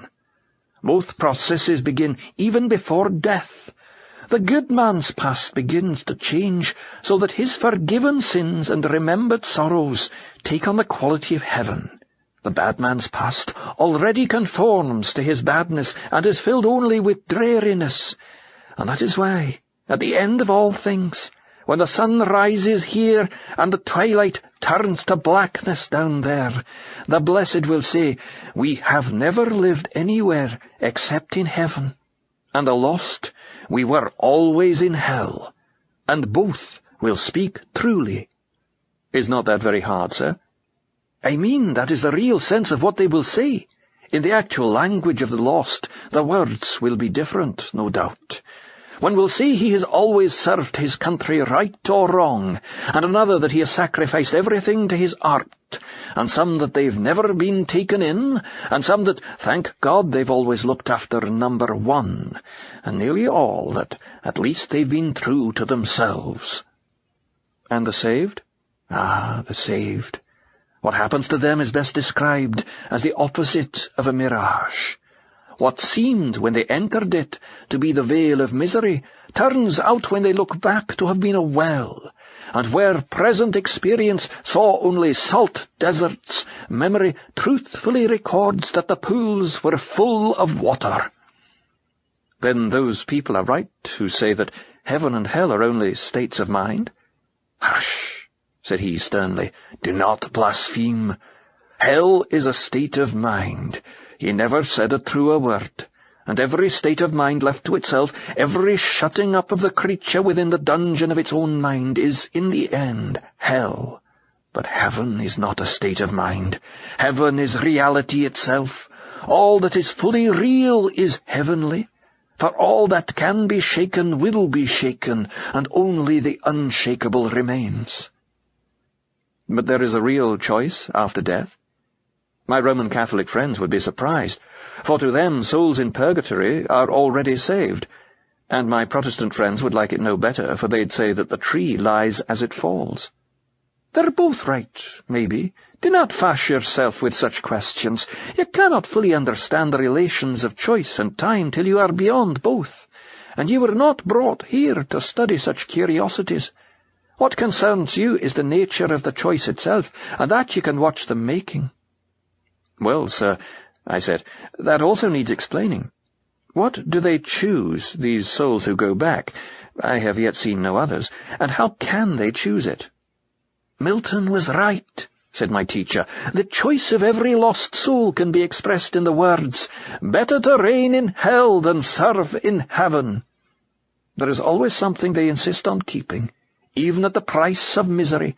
There is always something they prefer to joy, that is, to reality. You see it easily enough in a spoiled child that would sooner miss its play and its supper than say it was sorry and be friends. Ye call it the sulks. But in adult life it has 100 fine names: Achilles' wrath, Coriolanus' grandeur, revenge and injured merit, and self-respect, and tragic greatness, and proper pride." "Then is no one lost through the undignified vices, sir? Through mere sensuality?" "Some are, no doubt. The sensualist, I'll allow ye, begins by pursuing a real pleasure, though a small one. His sin is the less. But the time comes on when, though the pleasure becomes less and less, and the craving fiercer and fiercer, and though he knows that joy can never come that way, yet he prefers to joy the mere fondling of unappeasable lust, and would not have it taken from him. He'd fight to the death to keep it. He'd like well to be able to scratch, but even when he can scratch no more, he'd rather itch than not." He was silent for a few minutes, and then began again. "You'll understand, there are innumerable forms of this choice. Sometimes forms that one hardly thought of at all on earth. There was a creature came here not long ago and went back. Sir Archibald, they called him. In his early life he'd been interested in nothing but survival. He'd written a whole shelf full of books about it. He began by being philosophical, but in the end he took up psychical research. It grew to be his only occupation, experimenting, lecturing, running a magazine, and travelling too, digging out queer stories among Tibetan lamas, and being initiated into brotherhoods in Central Africa. Proofs and more proofs, and then more proofs again were what he wanted. It drove him mad if ever he saw anyone taking an interest in anything else. He got into trouble during one of your wars for running up and down the country telling them not to fight because it wasted a lot of money that ought to be spent on research. Well, in good time, the poor creature died and came here, and there was no power in the universe that would have prevented him staying and going on to the mountains. But do you think that did him any good? This country was no use to him at all. Everyone here had survived already. Nobody took the least interest in the question. There was nothing more to prove. His occupation was clean gone. Of course, if he would only have admitted that he'd mistaken the means for the end and had a good laugh at himself, he could have begun all over again like a little child and entered into joy. But he would not do that. He cared nothing about joy. In the end he went away." "How fantastic," said I. "Do you think so?" said the teacher with a piercing glance. "It is nearer to such as you than you think. There have been men before now who got so interested in proving the existence of God that they came to care nothing for God himself, as if the good Lord had nothing to do but exist. There have been some who were so occupied in spreading Christianity that they never gave a thought to Christ. Man, you see it in smaller matters. Did you never know a lover of books that with all his first editions and signed copies had lost the power to read them? Or an organizer of charities that had lost all love for the poor? It is the subtlest of all the snares. Moved by a desire to change the subject, I asked why the solid people, since they were full of love, did not go down into hell to rescue the ghosts. Why were they content simply to meet them on the plain? One would have expected a more militant charity. "You will understand that better, perhaps, before you go," said he. "In the meantime, I must tell you they have come further for the sake of the ghosts than you can understand. Every one of us lives only to journey further and further into the mountains. Every one of us has interrupted that journey and retraced immeasurable distances to come down today on the mere chance of saving some ghosts. Of course, it is also joy to do so, but you cannot blame us for that. And it would be no use to come further even if it were possible. The sane would do no good if they made themselves mad to help madmen. But what of the poor ghosts who never get into the omnibus at all? Everyone who wishes it does. Never fear. There are only two kinds of people in the end. Those who say to God, "Thy will be done," and those to whom God says, in the end, "Thy will be done." All that are in hell choose it. Without that self-choice there could be no hell. No soul that seriously and constantly desires joy will ever miss it. Those who seek find. To those who knock it is opened. At this moment we were suddenly interrupted by the thin voice of a ghost talking at an enormous speed. Looking behind us, we saw the creature. It was addressing one of the solid people, and was doing so too busily to notice us. Every now and then the solid spirit tried to get in a word, but without success. The ghost's talk was like this. "Oh, my dear, I've had such a dreadful time, I don't know how I ever got here at all. I was coming with Eleanor Stone, and we'd arranged the whole thing, and we were to meet at the corner of Sink Street. I made it perfectly plain, because I knew what she was like, and if I told her once, I told her 100 times I would not meet her outside that dreadful Marjorie Banks woman's house, not after the way she'd treated me. That was one of the most dreadful things that happened to me. I've been dying to tell you, because I felt sure you'd tell me I acted rightly. No, wait a moment, dear, till I've told you. I tried living with her when I first came, and it was all fixed up, and she was to do the cooking, and I was to look after the house, and I did think I was going to be comfortable after all I'd been through, but she turned out to be so changed, absolutely selfish, and not a particle of sympathy for anyone but herself. And as I once said to her, I do think I'm entitled to a little consideration, because you at least lived out your time, but I oughtn't to have been here for years and years yet. But of course I'm forgetting you don't know. I was murdered, simply murdered, dear. That man should never have operated. I ought to be alive today, and they simply starved me in that dreadful nursing home, and no one ever came near me, and—" The shrill, monotonous whine died away as the speaker, still accompanied by the bright Patience at her side, moved out of hearing. "What troubles you, son?" asked my teacher. "I am troubled, sir," said I, "because that unhappy creature doesn't seem to me to be the sort of soul that ought to be even in danger of damnation. She isn't wicked.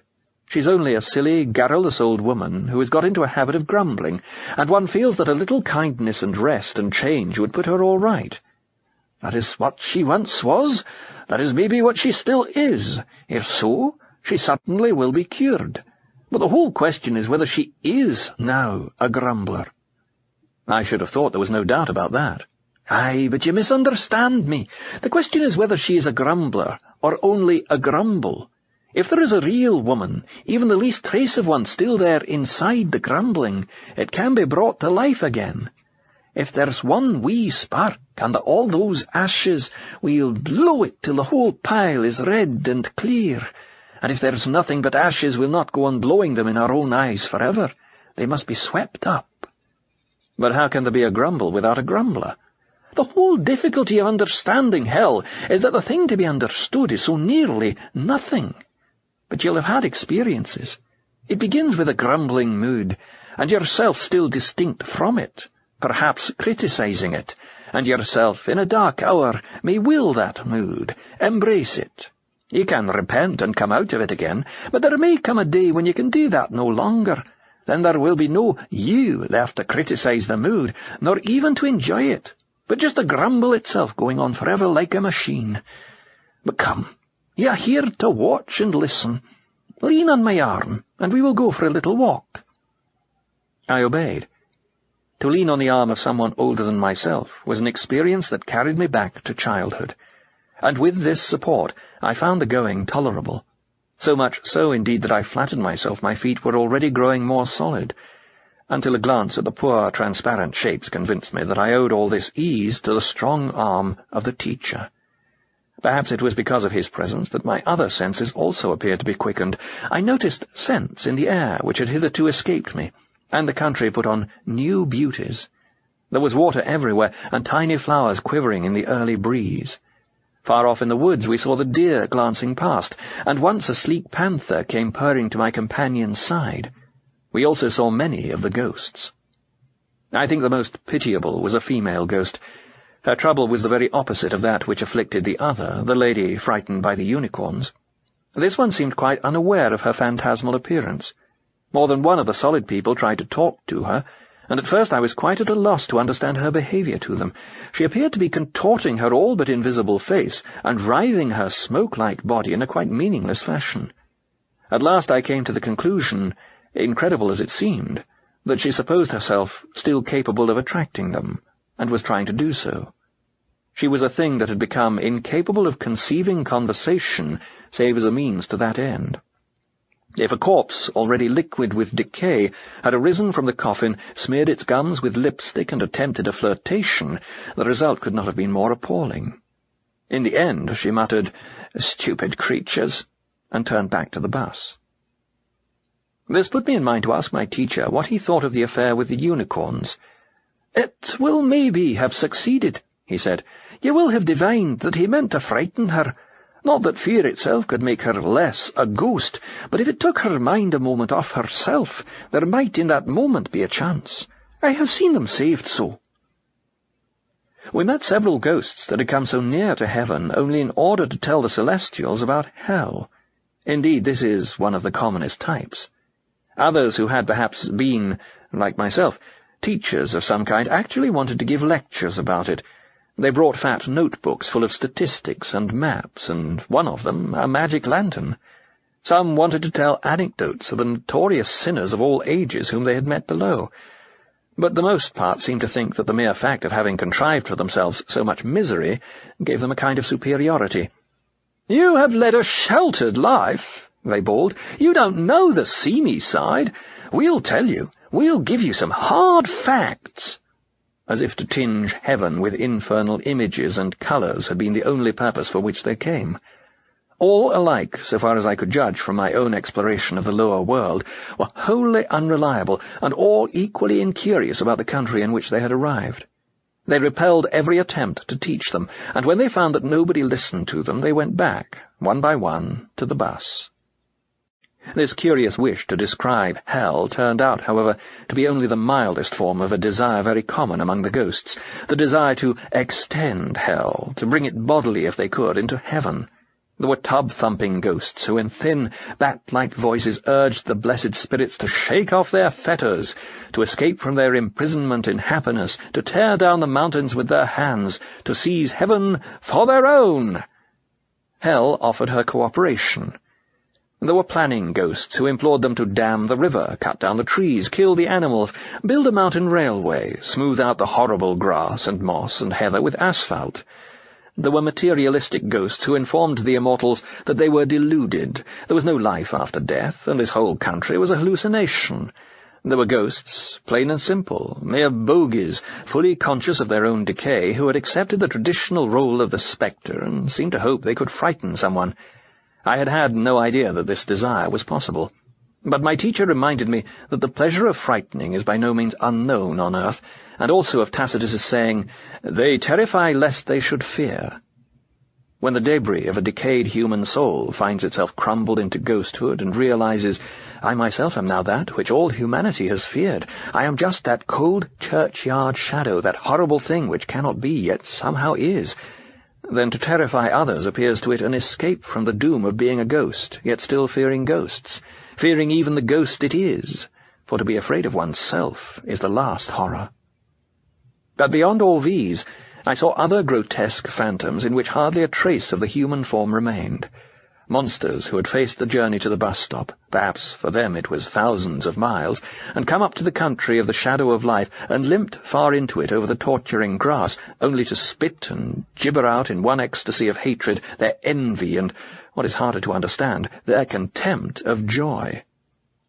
The voyage seemed to them a small price to pay if once, only once, within sight of that eternal dawn, they could tell the prigs, the toffs, the sanctimonious humbugs, the snobs, the halves, what they thought of them. "How do they come to here at all?" I asked my teacher. "I have seen that kind converted," said he, "when those ye would think less deeply damned have gone back. Those that hate goodness are sometimes nearer than those that know nothing at all about it, and think they have it already." "Whisht now," said my teacher suddenly. We were standing close to some bushes, and beyond them I saw one of the solid people and a ghost who had apparently just that moment met.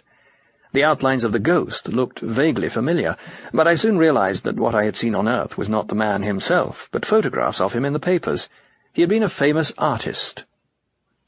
"God," said the ghost, glancing round the landscape. "God what?" asked the spirit. "What do you mean, God what?" asked the ghost. "In our grammar, God is a noun." "Oh, I see. I only meant, by gum, or something of the sort. I meant, well, all this. It's... I should like to paint this." "I shouldn't bother about that just at present, if I were you."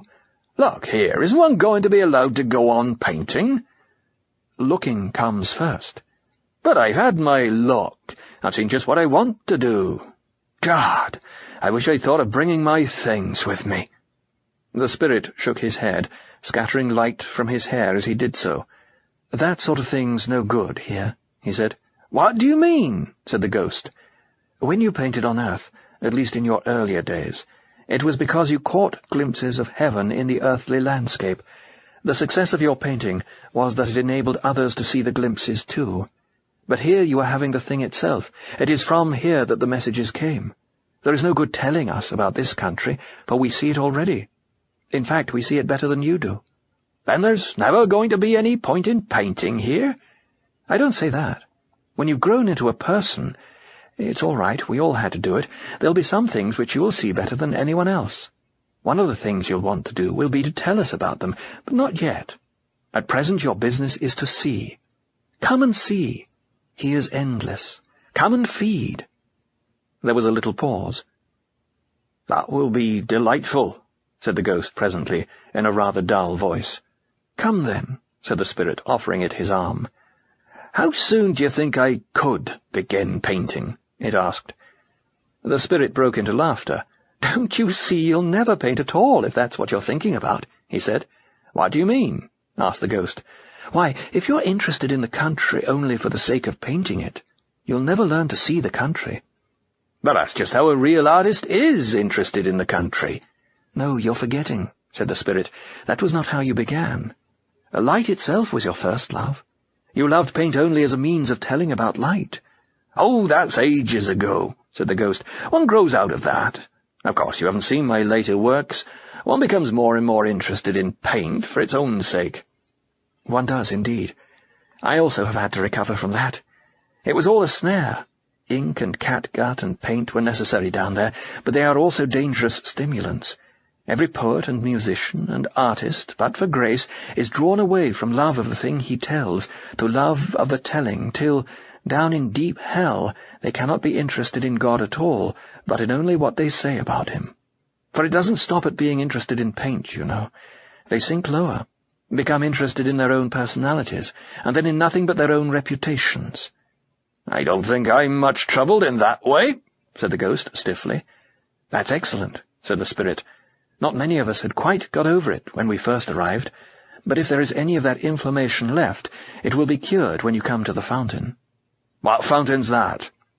"It is up there in the mountains," said the spirit, "very cold and clear, between two green hills, a little like Leith. When you have drunk of it, you forget forever all proprietorship in your own works. You enjoy them just as if they were someone else's, without pride and without modesty."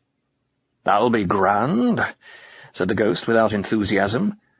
"Well, come," said the spirit, and for a few paces he supported the hobbling shadow forward to the east. "Of course," said the ghost, as if speaking to itself, "there'll always be interesting people to meet." "Everyone will be interesting." Yes, to be sure. I was thinking of people in our own line. Shall I meet Claude, or Cézanne, or—" "Sooner or later, if they're here." "But don't you know?" "Well, of course not. I've only been here a few years. All the chances are against my having run across them. There are a good many of us, you know." "But surely in the case of distinguished people you'd hear?" "But they aren't distinguished. No more than anyone else. Don't you understand? The glory flows into everyone, and back from everyone, like light and mirrors. But the light's the thing." "Do you mean there are no famous men?" "They are all famous. They are all known, remembered, recognized by the only mind that can give a perfect judgment." Of course, in that sense," said the ghost. "Don't stop," said the spirit, making to lead him still forward. "One must be content with one's reputation among posterity, then," said the ghost. "My friend," said the spirit, "don't you know?" "Know what?" "That you and I are already completely forgotten on the earth." What's that?" exclaimed the ghost, disengaging its arm. "Do you mean those damned neo-regionalists have won after all?" "Lord love you, yes," said the spirit, once more shaking and shining with laughter. "You couldn't get £5 for any picture of mine, or even of yours, in Europe or America today. We're dead out of fashion." "I must be off at once," said the ghost. "Let me go. Damn it all, one has one's duty to the future of art. I must go back to my friends. I must write an article. There must be a manifesto. We must start a periodical. We must have publicity. Let me go. This is beyond a joke." And without listening to the spirit's reply, the spectre vanished. Chapter 10. This conversation also we overheard.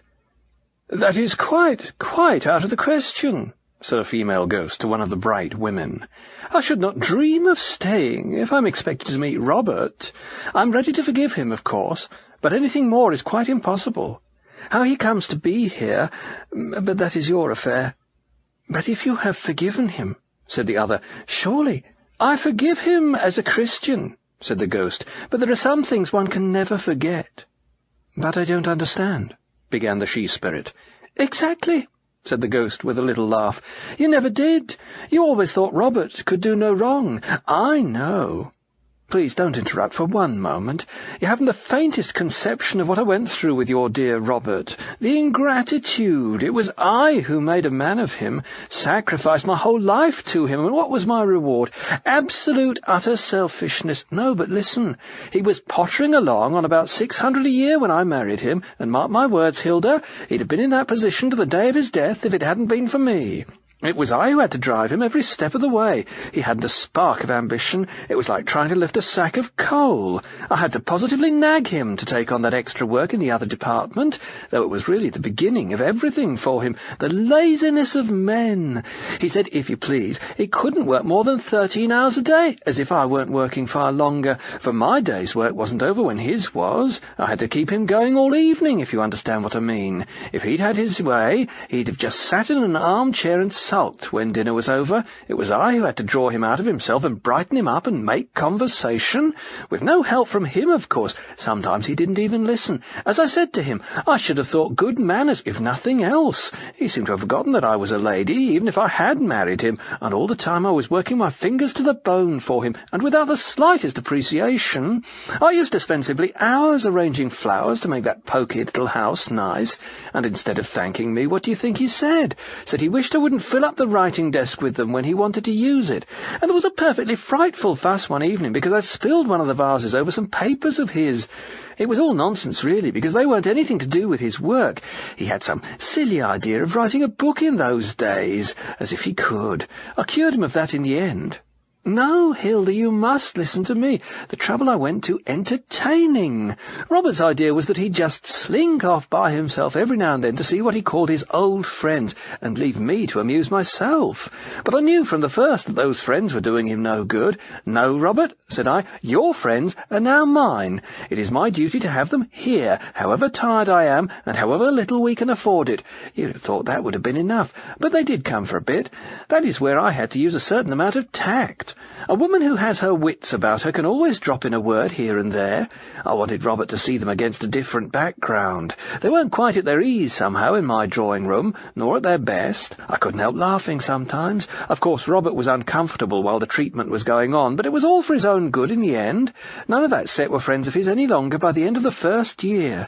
And then he got the new job, a great step up. But what do you think? Instead of realizing that we now had a chance to spread out a bit, all he said was, "Well, now, for God's sake, let's have some peace." That nearly finished me. I nearly gave him up altogether, but I knew my duty. I've always done my duty. You can't believe the work I had getting him to agree to a bigger house, and then finding a house. I wouldn't have grudged it one scrap if only he'd taken it in the right spirit, if only he'd seen the fun of it all. If he'd been a different sort of man, it would have been fun meeting him on the doorstep as he came back from the office and saying, "Come along, Bobbs, no time for dinner tonight. I've just heard of a house out near Watford, and I've got the keys, and we can get there and back by 1 o'clock. But with him, it was perfect misery, Hilda, for by this time your wonderful Robert was turning into the sort of man who cares about nothing but food. When I got him into the new house at last, yes, I know. It was a little more than we could really afford at the moment, but all sorts of things were opening out before him, and, of course, I began to entertain properly. No more of his sort of friends, thank you. I was doing it all for his sake. Every useful friend he ever made was due to me. Naturally, I had to dress well. They ought to have been the happiest years of both our lives. If they weren't, he had no one but himself to thank. Oh, he was a maddening man, simply maddening. He just set himself to get old and silent and grumpy, just sank into himself. He could have looked years younger if he'd taken the trouble.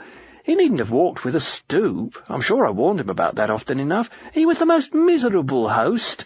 Whenever we gave a party, everything rested on my shoulders. Robert was simply a wet blanket. As I said to him, and if I said it once, I said it 100 times, he hadn't always been like that. There had been a time when he took an interest in all sorts of things, and had been quite ready to make friends. "What on earth is coming over you?" I used to say. But now he just didn't answer at all. He would sit staring at me with his great big eyes. I came to hate a man with dark eyes, and, I know it now, just hating me. That was my reward. After all I'd done, sheer, wicked, senseless hatred, at the very moment when he was a richer man than he'd ever dreamed of being. As I used to say to him, "Robert, you're simply letting yourself go to seed." The younger men who came to the house, it wasn't my fault if they liked me better than my old bear of a husband, used to laugh at him. I did my duty to the very end. I forced him to take exercise. That was really my chief reason for keeping a Great Dane. I kept on giving parties. I took him for the most wonderful holidays. I saw that he didn't drink too much. Even when things became desperate, I encouraged him to take up his writing again. It couldn't do any harm by then. How could I help it if he did have a nervous breakdown in the end? My conscience is clear. I've done my duty by him, if ever a woman has. So you see why it would be impossible to... And yet I don't know. I believe I have changed my mind. I'll make them a fair offer, Hilda. I will not meet him if it means just meeting him and no more. But if I'm given a free hand, I'll take charge of him again. I will take up my burden once more, but I must have a free hand. With all the time one would have here, I believe I could make something of him, somewhere quite to ourselves. Wouldn't that be a good plan? He's not fit to be on his own. Put me in charge of him. He wants firm handling. I know him better than you do. What's that? No, give him to me, do you hear? Don't consult him, just give him to me. I'm his wife, aren't I? I was only beginning. There's lots of things I still want to do with him. No, listen, Hilda, please. I'm so miserable. I must have someone to do things to. It's simply frightful down there. No one minds about me at all. I can't alter them. It's dreadful to see them all sitting about and not be able to do anything with them. Give him back to me. Why should he have everything his own way? It's no good for him. It isn't right. It's not fair. I want Robert. What right have you to keep him from me? I hate you. How can I pay him out if you won't let me have him?" The ghost, which had towered up like a dying candle flame, snapped suddenly. A sour, dry smell lingered in the air for a moment, and then there was no ghost to be seen. Chapter 11. One of the most painful meetings we witnessed was between a woman's ghost and a bright spirit who had apparently been her brother. They must have met only a moment before we ran across them, for the ghost was just saying in a tone of unconcealed disappointment, "Oh, Reginald, it's you, is it?" "Yes, dear," said the spirit. "I know you expected someone else. I hope you can be a little glad to see even me for the present." "I did think Michael would have come," said the ghost, and then, almost fiercely, "He is here, of course?" "He's there, far up in the mountains." "Why hasn't he come to meet me? Didn't he know?" "My dear, don't worry. It will all come right presently. It wouldn't have done. Not yet. He wouldn't be able to see or hear you as you are at present. You'd be totally invisible to Michael, but we'll soon build you up." "I should have thought if you can see me, my own son could." "It doesn't always happen like that. You see, I have specialized in this sort of work." "Oh, it's work, is it?" snapped the ghost. Then, after a pause, "Well, when am I going to be allowed to see him?" "There's no question of being allowed, Pam. As soon as it's possible for him to see you, of course he will. You need to be thickened up a bit." "How?" said the ghost. The monosyllable was hard and a little threatening. "I'm afraid the first step is a hard one," said the spirit. "But after that you'll go on like a house on fire. You will become solid enough for Michael to perceive you when you learn to want someone else besides Michael. I don't say more than Michael, not as a beginning. That will come later. It's only the little germ of a desire for God that we need to start the process." "Oh, you mean religion and all that sort of thing? This is hardly the moment. And from you, of all people. Well, never mind. I'll do whatever's necessary. What do you want me to do? Come on. The sooner I begin it, the sooner they'll let me see my boy. I'm quite ready." "But, Pam, do think.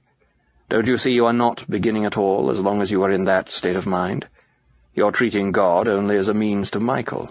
But the whole thickening treatment consists in learning to want God for his own sake." "You wouldn't talk like that if you were a mother." "You mean if I were only a mother. But there is no such thing as being only a mother. You exist as Michael's mother only because you first exist as God's creature. That relation is older and closer. No, listen, Pam. He also loves. He also has suffered. He also has waited a long time." "If he loved me, he'd let me see my boy. If he loved me, why did he take away Michael from me? I wasn't going to say anything about that, but it's pretty hard to forgive, you know." "But he had to take Michael away, partly for Michael's sake." "I'm sure I did my best to make Michael happy. I gave up my whole life." "Human beings can't make one another really happy for long. And secondly, for your sake. He wanted your merely instinctive love for your child — tigresses share that, you know — to turn into something better. He wanted you to love Michael as he understands love.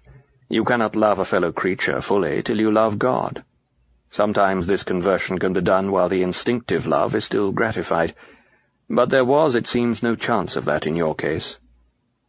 The instinct was uncontrolled and fierce and monomaniac. Ask your daughter, or your husband. Ask your own mother. You haven't once thought of her. The only remedy was to take away its object. It was a case for surgery. When that first kind of love was thwarted, then there was just a chance that in the loneliness, in the silence, something else might begin to grow." "This is all nonsense, cruel and wicked nonsense. What right have you to say things like that about mother love? It is the highest and holiest feeling in human nature." Pam. No natural feelings are high or low, holy or unholy in themselves.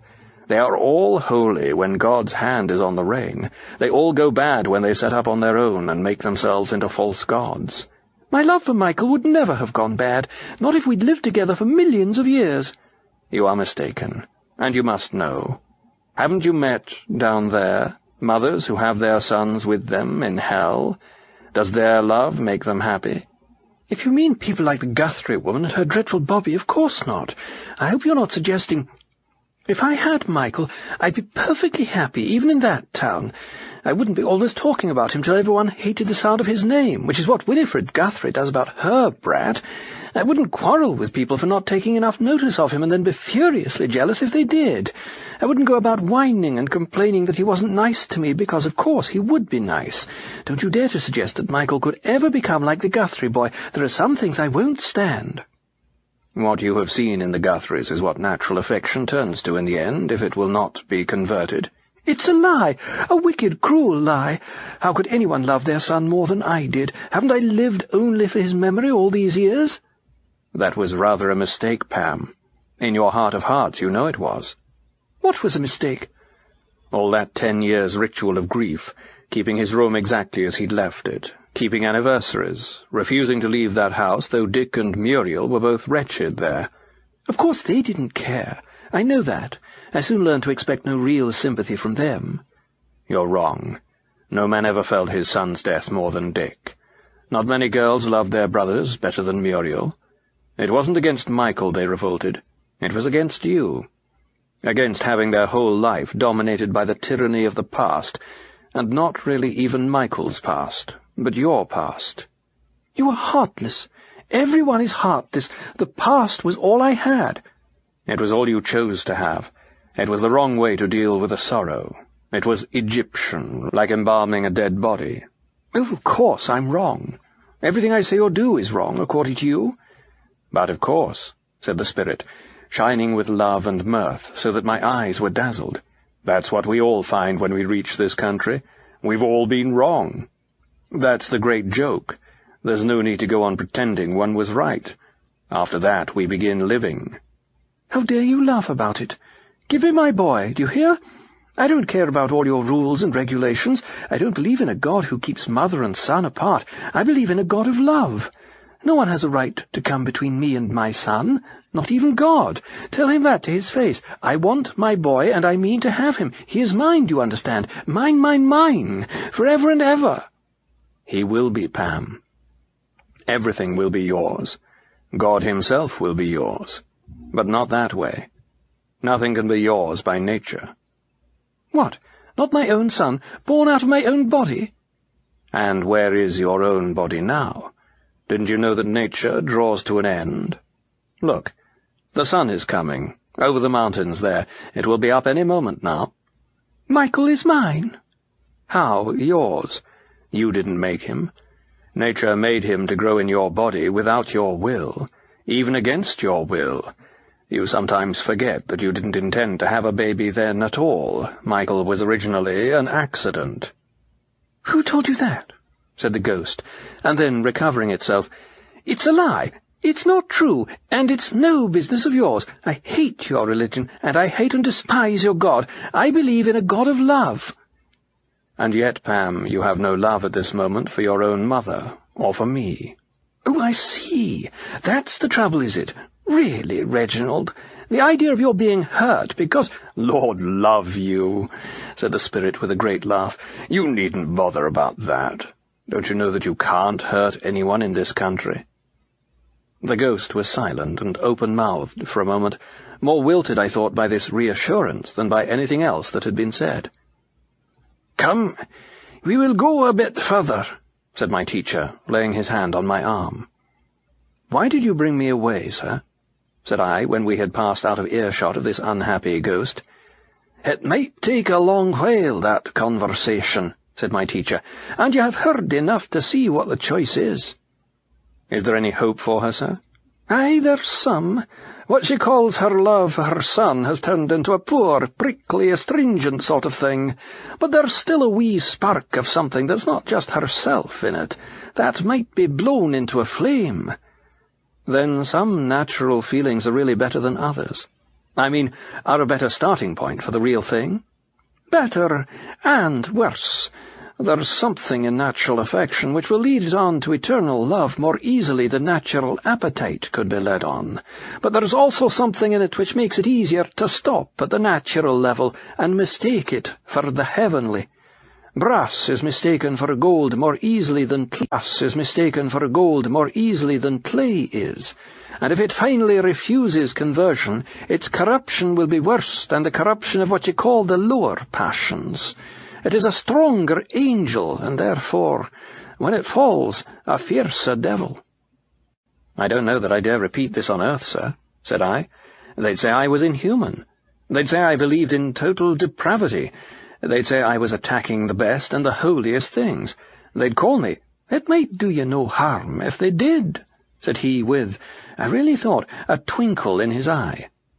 "But could one have the face to go to a bereaved mother in her misery when one's not bereaved oneself?" "No, no, son, that's no office of yours. You're not a good enough man for that. When your own heart's been broken, it will be time for you to think of talking. But someone must say in general what's been unsaid among you this many a year, that love, as mortals understand the word, isn't enough. Every natural love will rise again and live forever in this country, but none will rise again until it has been buried." "The saying is almost too hard for us." "Ah, but it's cruel not to say it. They that know have grown afraid to speak. That is why sorrows that used to purify now only fester." Keats was wrong, then, when he said he was certain of the holiness of the heart's affections. "I doubt if he knew clearly what he meant, but you and I must be clear. There is but one good, and that is God. Everything else is good when it looks to him, and bad when it turns from him. And the higher and mightier it is in the natural order, the more demoniac it will be if it rebels. It's not out of bad mice or bad fleas you make demons, but out of bad archangels. The false religion of lust is baser than the false religion of mother love, or patriotism, or art. But lust is less likely to be made into a religion. But look." I saw coming towards us a ghost who carried something on his shoulder. Like all the ghosts, he was unsubstantial, but they differed from one another as smokes differ. Some had been whitish. This one was dark and oily. What sat on his shoulder was a little red lizard, and it was twitching its tail like a whip and whispering things in his ear. As we caught sight of him, he turned his head to the reptile with a snarl of impatience. "Shut up, I tell you," he said. It wagged its tail and continued to whisper to him. He ceased snarling and presently began to smile. Then he turned and started to limp westward, away from the mountains. "Off so soon?" said a voice. The speaker was more or less human in shape, but larger than a man, and so bright that I could hardly look at him. His presence smote on my eyes and on my body too, for there was heat coming from him as well as light, like the morning sun at the beginning of a tyrannous summer day. "Yes, I'm off," said the ghost. "Thanks for all your hospitality, but it's no good, you see. I told this little chap," here he indicated the lizard, "that he'd have to be quiet if he came, which he insisted on doing. Of course his stuff won't do here, I realize that, but he won't stop. I shall just have to go home." "Would you like me to make him quiet?" said the flaming spirit. An angel, as I now understood. "Of course I would," said the ghost. "Then I will kill him," said the angel, taking a step forward. "Oh, look out! You're burning me. Keep away," said the ghost, retreating. "Don't you want him killed?" "You didn't say anything about killing him at first. I hardly meant to bother you with anything so drastic as that." "It's the only way," said the angel, whose burning hands were now very close to the lizard. "Shall I kill it?" "Well, that's a further question. I'm quite open to consider it, but it's a new point, isn't it? I mean, for the moment I was only thinking about silencing it, because up here, well, it's so damned embarrassing." "May I kill it?" "Well, there's time to discuss that later." "There is no time. May I kill it?" "Please, I never meant to be such a nuisance. Please, really, don't bother. Look, it's gone to sleep of its own accord. I'm sure it'll be all right now, thanks ever so much." "May I kill it?" "Honestly, I don't think there's the slightest necessity for that. I'm sure I shall be able to keep it in order now. I think the gradual process would be far better than killing it." "The gradual process is of no use at all." "Don't you think so? Well, I'll think over what you've said very carefully. I honestly will. In fact, I'd let you kill it now, but as a matter of fact, I'm not feeling frightfully well today. It would be silly to do it now. I'd need to be in good health for the operation. Some other day, perhaps. There is no other day. All days are present now. Get back! You're burning me. How can I tell you to kill it? You'd kill me if you did. It is not so. Why, you're hurting me now. I never said it wouldn't hurt you. I said it wouldn't kill you. Oh, I know. You think I'm a coward. But it isn't that. Really it isn't. I say, let me run back by tonight's bus and get an opinion from my own doctor. I'll come again the first moment I can. This moment contains all moments. Why are you torturing me?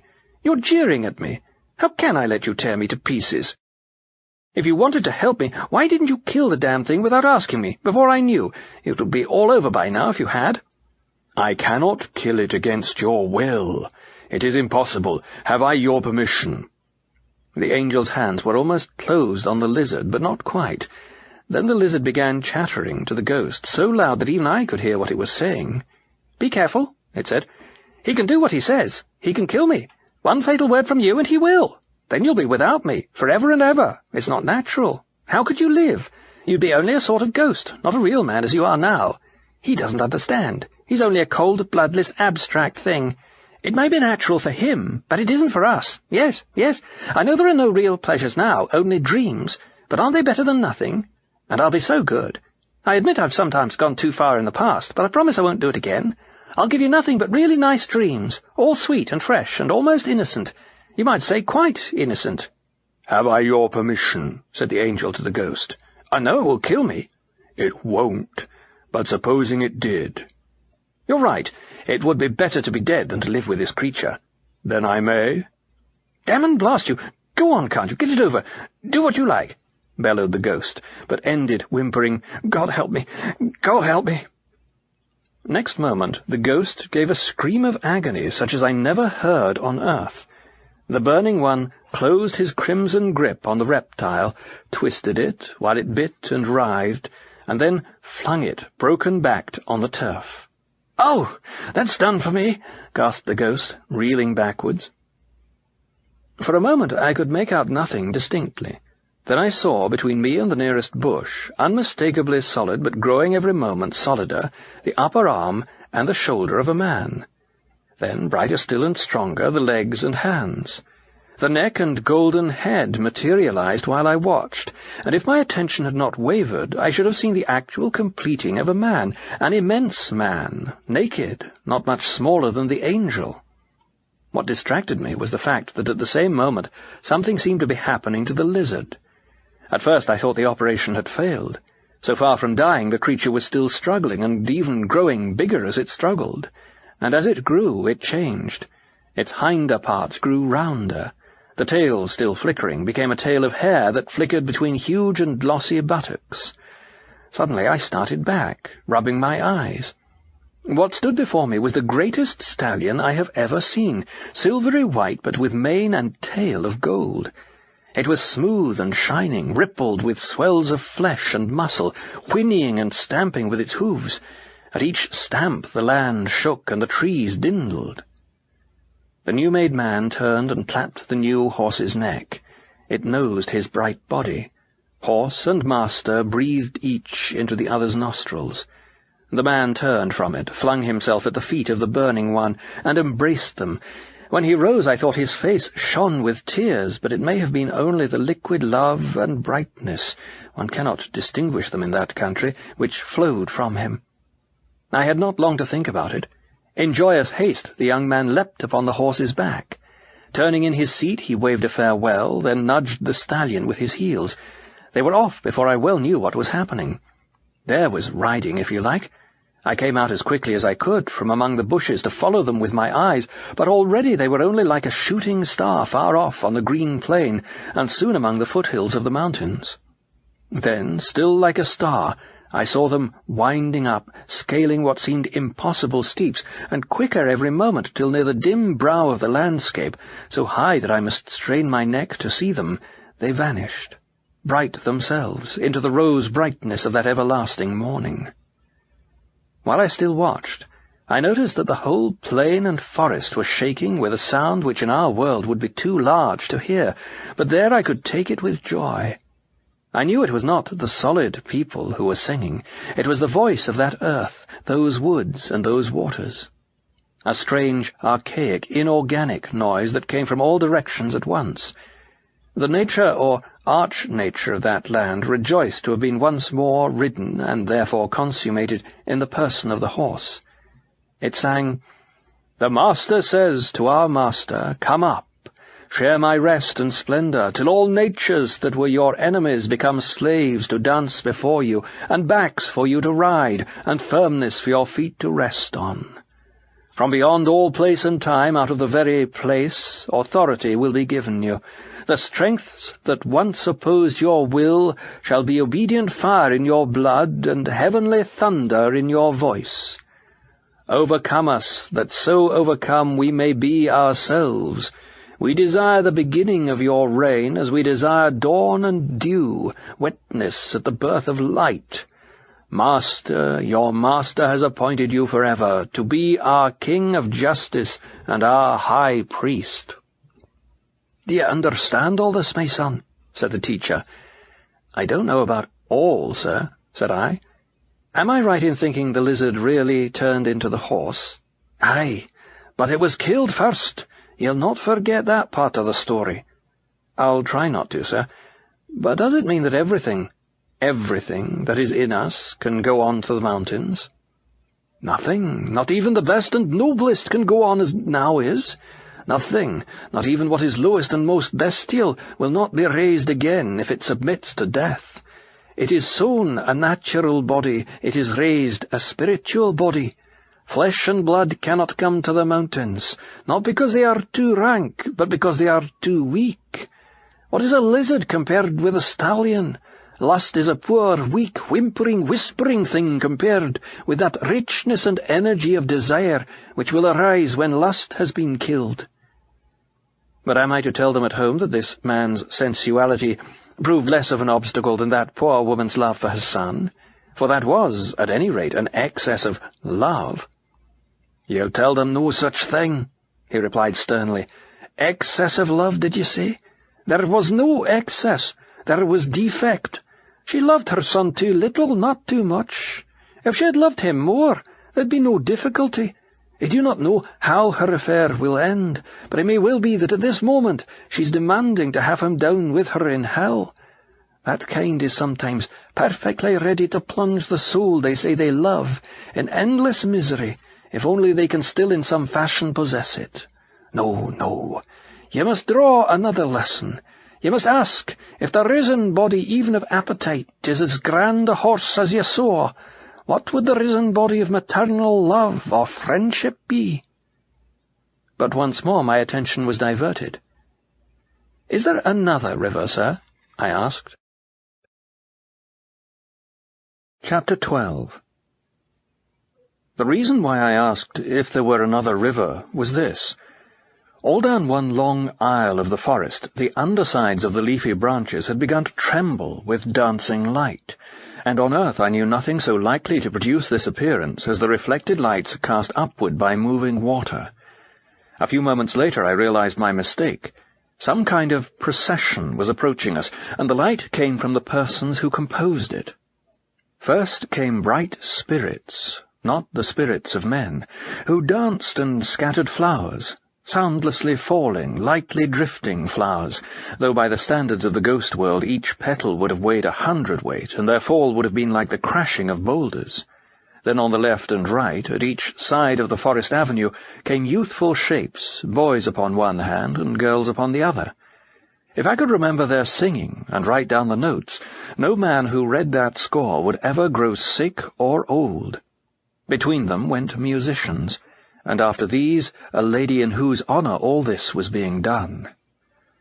I cannot now remember whether she was naked or clothed. If she were naked, then it must have been the almost visible penumbra of her courtesy and joy which produces in my memory the illusion of a great and shining train that followed her across the happy grass. If she were clothed, then the illusion of nakedness is doubtless due to the clarity with which her inmost spirit shone through the clothes. for clothes in that country are not a disguise. The spiritual body lives along each thread and turns them into living organs. A robe or a crown is there as much one of the wearer's features as a lip or an eye. But I have forgotten, and only partly do I remember the unbearable beauty of her face. "Is it? I whispered to my guide. "Not at all," said he. "It's someone you'll never have heard of. Her name on earth was Sarah Smith, and she lived at Golders Green." "She seems to be, well, a person of particular importance." "Aye, she's one of the great ones. You have heard that fame in this country and fame on earth are two quite different things." "And who are these gigantic people? Look, they're like emeralds, who are dancing and throwing flowers before her." "Haven't you read your Milton? 1,000 liveried angels lackey her." "And who are all these young men and women on each side?" "They are her sons and daughters." "She must have had a very large family, sir." "Every young man or boy that met her became her son, even if it was only the boy that brought the meat to her back door. Every girl that met her was her daughter." "Isn't that a bit hard on their own parents?"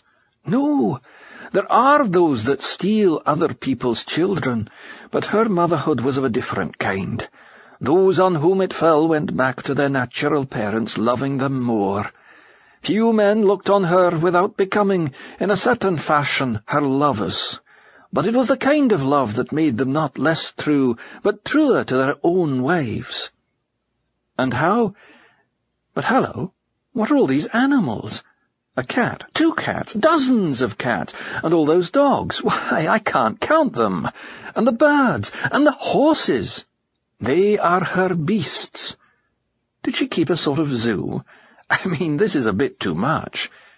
Every beast and bird that came near her had its place in her love. In her they became themselves, and now the abundance of life she has in Christ from the Father flows over into them." I looked at my teacher in amazement. "Yes," he said, "it is like when you throw a stone into a pool, and the concentric waves spread out further and further. Who knows where it will end? Redeemed humanity is still young. It has hardly come to its full strength, but already there is joy enough in the little finger of a great saint such as yonder lady to awaken all the dead things of the universe into life." While we spoke, the lady was steadily advancing towards us, but it was not at us she looked. Following the direction of her eyes, I turned and saw an oddly shaped phantom approaching, or rather 2 phantoms. A great tall ghost, horribly thin and shaky, who seemed to be leading on a chain another ghost no bigger than an organ-grinder's monkey. The taller ghost wore a soft black hat, and he reminded me of something that my memory could not quite recover. Then, when he had come within a few feet of the lady, he spread out his lean, shaky hand flat on his chest, with the fingers wide apart, and exclaimed in a hollow voice, "At last!" All at once I realized what it was that he had put me in mind of. He was like a seedy actor of the old school. "Darling, at last," said the lady. Good heavens, thought I, surely she can't. And then I noticed 2 things. In the first place, I noticed that the little ghost was not being led by the big one. It was the dwarfish figure that held the chain in its hand, and the theatrical figure that wore the collar round its neck.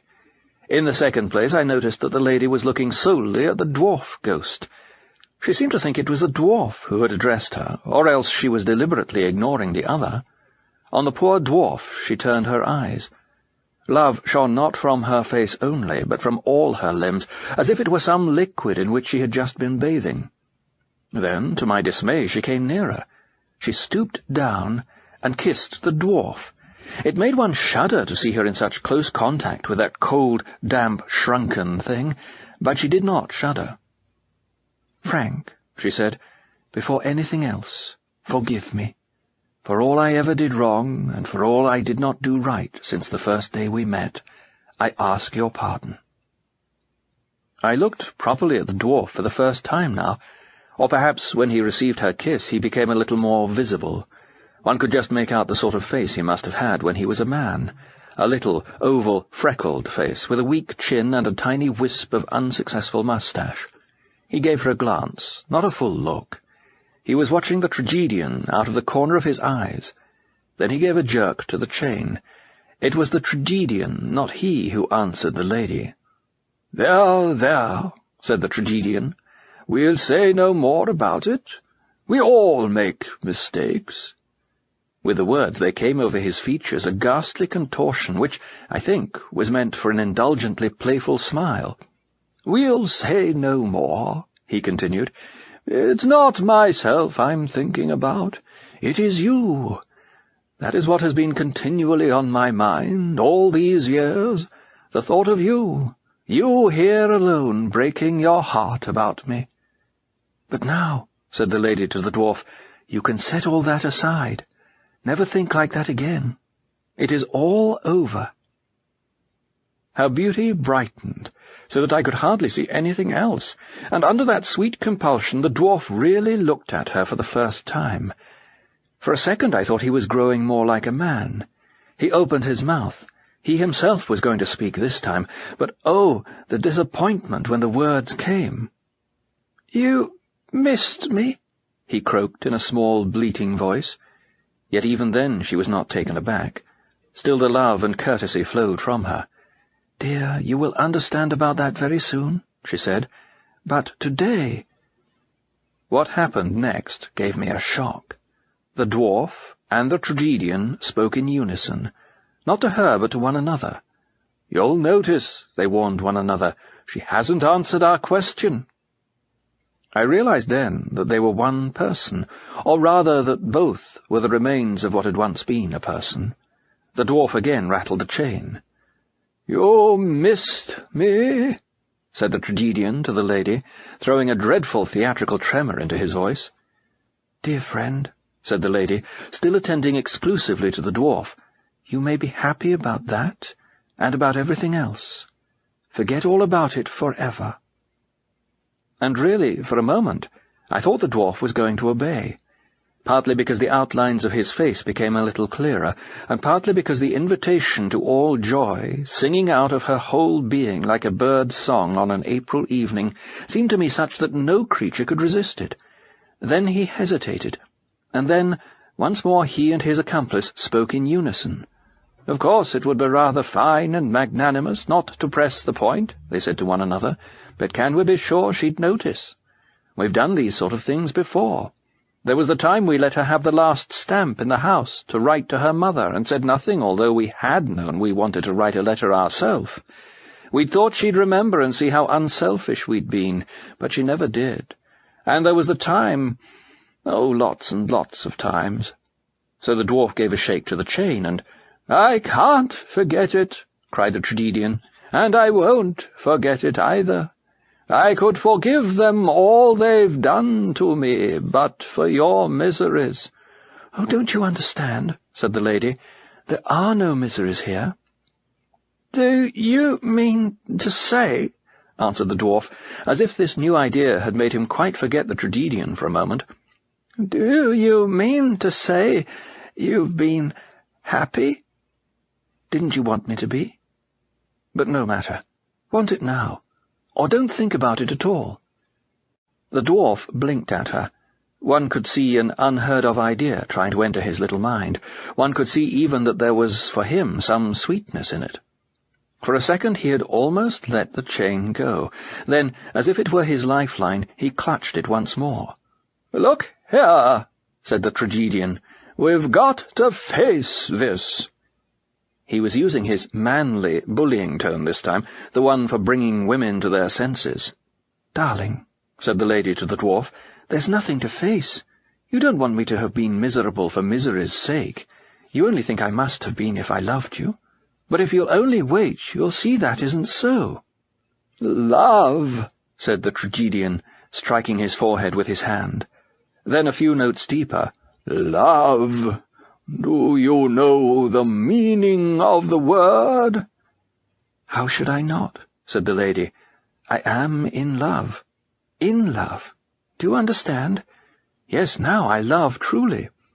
"You mean," said the tragedian, You mean you did not love me truly in the old days?"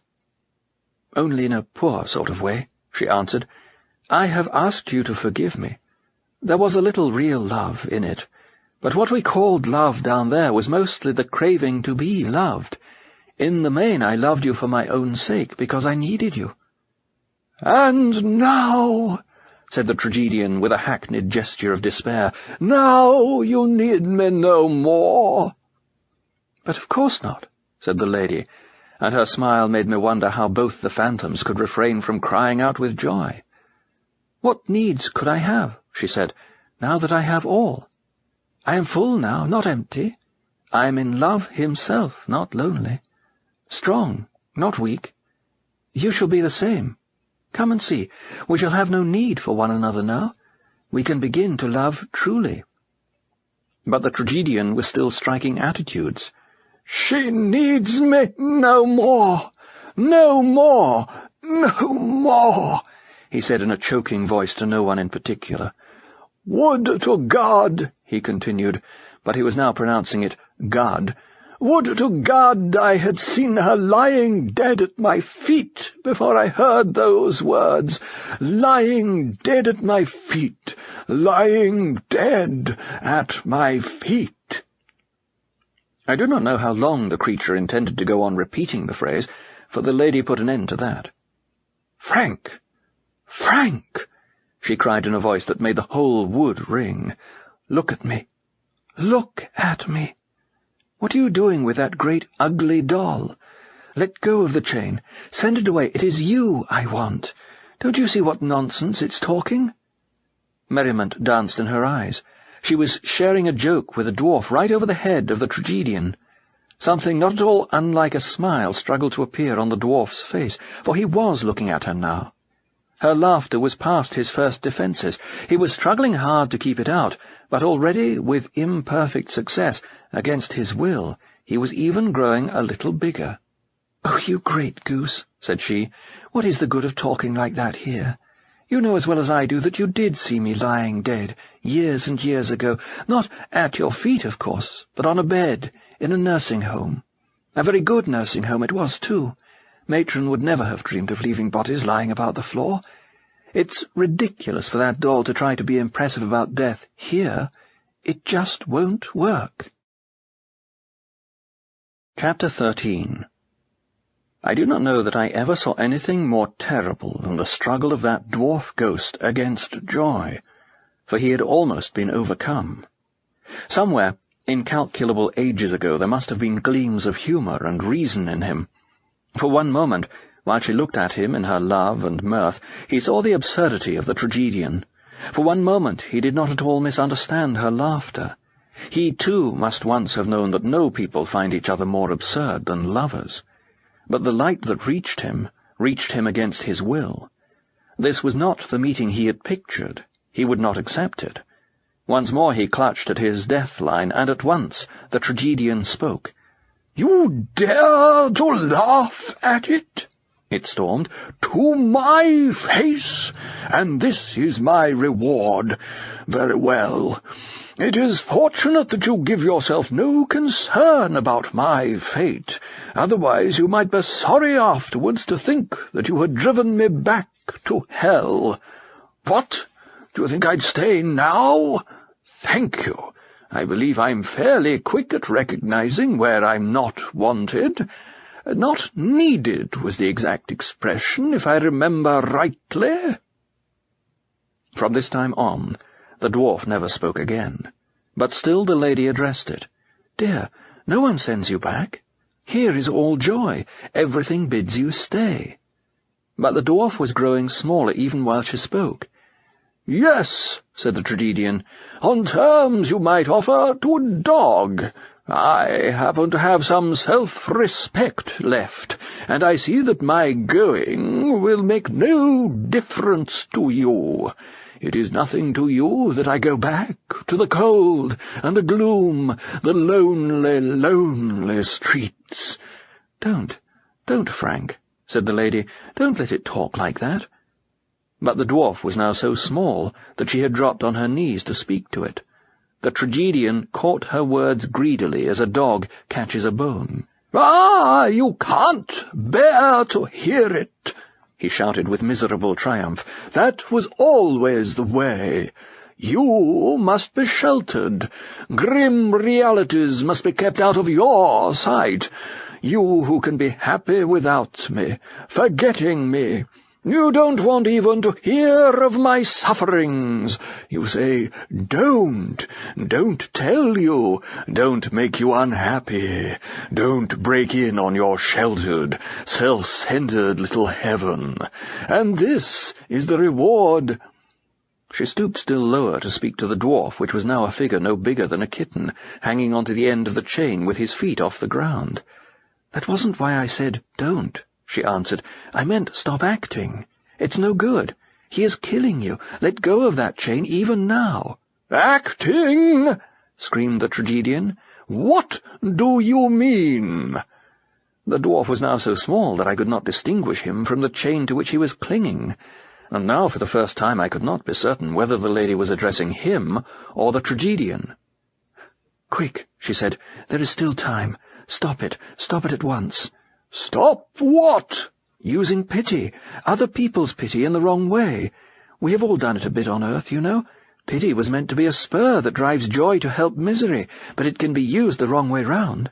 It can be used for a kind of blackmailing. Those who choose misery can hold joy up to ransom by pity. You see, I know now. Even as a child you did it. Instead of saying you were sorry, you went and sulked in the attic, because you knew that sooner or later one of your sisters would say, 'I can't bear to think of him sitting up there alone, crying.' You used your pity to blackmail them, and they gave in the end. And afterwards, when we were married— oh, it doesn't matter. If only you will stop it." "And that," said the tragedian, "that is all you have understood of me, after all these years?" I don't know what had become of the dwarf ghost by now. Perhaps it was climbing up the chain like an insect. Perhaps it was somehow absorbed into the chain. "No, Frank, not here," said the lady. "Listen to reason. Did you think joy was created to live always under that threat? Always defenceless against those who would rather be miserable than have their self-will crossed? For it was real misery. I know that now. You made yourself really wretched. That you can still do. But you can no longer communicate your wretchedness. Everything becomes more and more itself. Here is joy that cannot be shaken. Our light can swallow up your darkness, but your darkness cannot now infect our light. No, no, no. Come to us. We will not go to you. Can you really have thought that love and joy would always be at the mercy of frowns and sighs? Did you not know they were stronger than their opposites?" "Love? How dare you use that sacred word?" said the tragedian. At the same moment he gathered up the chain, which had now for some time been swinging uselessly at his side, and somehow disposed of it. I'm not quite sure, but I think he swallowed it. Then for the first time it became clear that the lady saw and addressed him only.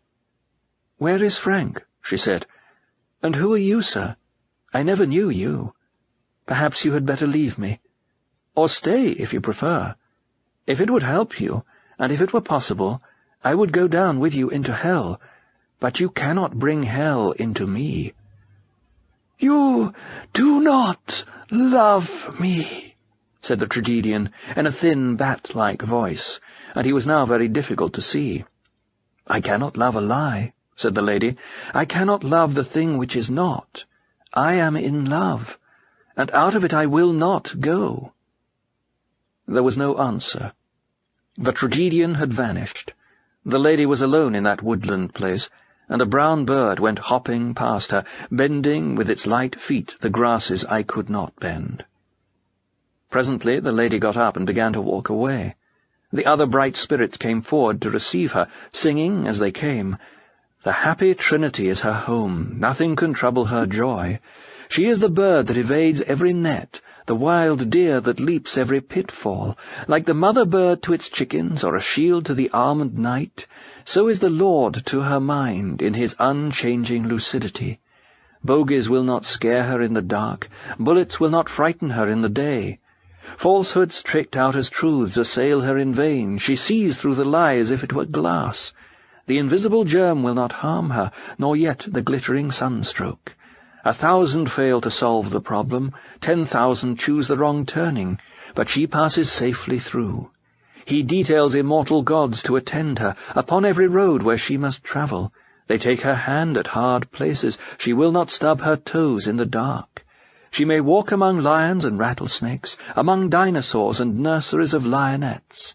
He fills her brim full with immensity of life. He leads her to see the world's desire.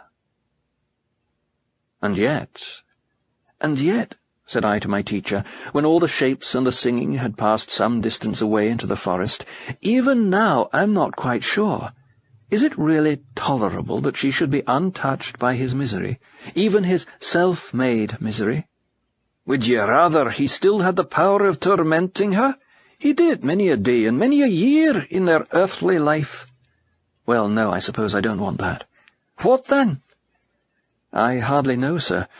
What some people say on earth is that the final loss of one's soul gives the lie to all the joy of those who are saved. You see, it does not. I feel in a way that it ought to. That sounds very merciful, but see what lurks behind it. What? The demand of the loveless and the self-imprisoned that they should be allowed to blackmail the universe, that till they consent to be happy on their own terms, no one else shall taste joy, that theirs should be the final power, that hell should be able to veto heaven. I don't know what I want, sir. Son, it must be one way or the other. Either the day must come when joy prevails, and all the makers of misery are no longer able to infect it, or else for ever and ever the makers of misery can destroy in others the happiness they reject for themselves. I know it has a grand sound to say you'll accept no salvation which leaves even one creature in the dark outside, but watch that sophistry, or you'll make a dog in a manger the tyrant of the universe. But dare one say, it is horrible to say, that pity must ever die? Ye must distinguish. The action of pity will live forever, but the passion of pity will not. The passion of pity, the pity we merely suffer, the ache that draws men to concede what should not be conceded, and to flatter when they should speak truth, the pity that has cheated many a woman out of her virginity, and many a statesman out of his honesty, that will die. It was used as a weapon by bad men against good ones. Their weapon will be broken. And what is the other kind? The action. It is a weapon on the other side. It leaps quicker than light from the highest place to the lowest, to bring healing and joy, whatever the cost to itself. It changes darkness into light and evil into good, but it will not, at the cunning tears of hell, impose on good the tyranny of evil. Every disease that submits to a cure shall be cured, but we will not call blue yellow to please those who insist on still having jaundice, nor make a midden of the world's garden for the sake of some who cannot abide the smell of roses. You say it will go down to the lowest, sir, but she didn't go down with him to hell. She didn't even see him off by the bus. Where would you have had her go? Why, where we all came from by that bus. The big gulf beyond the edge of the cliff, over there. You can't see it from here, but you must know the place I mean. My teacher gave a curious smile. Luke, he said, and with the word he went down on his hands and knees. I did the same, how it hurt my knees, and presently saw that he had plucked a blade of grass. Using its thin end as a pointer, he made me see, after I had looked very closely, a crack in the soil so small that I could not have identified it without this aid. I cannot be certain, he said, that this is the crack ye came up through, but through a crack no bigger than that ye certainly came. But, I gasped, with a feeling of bewilderment not unlike terror.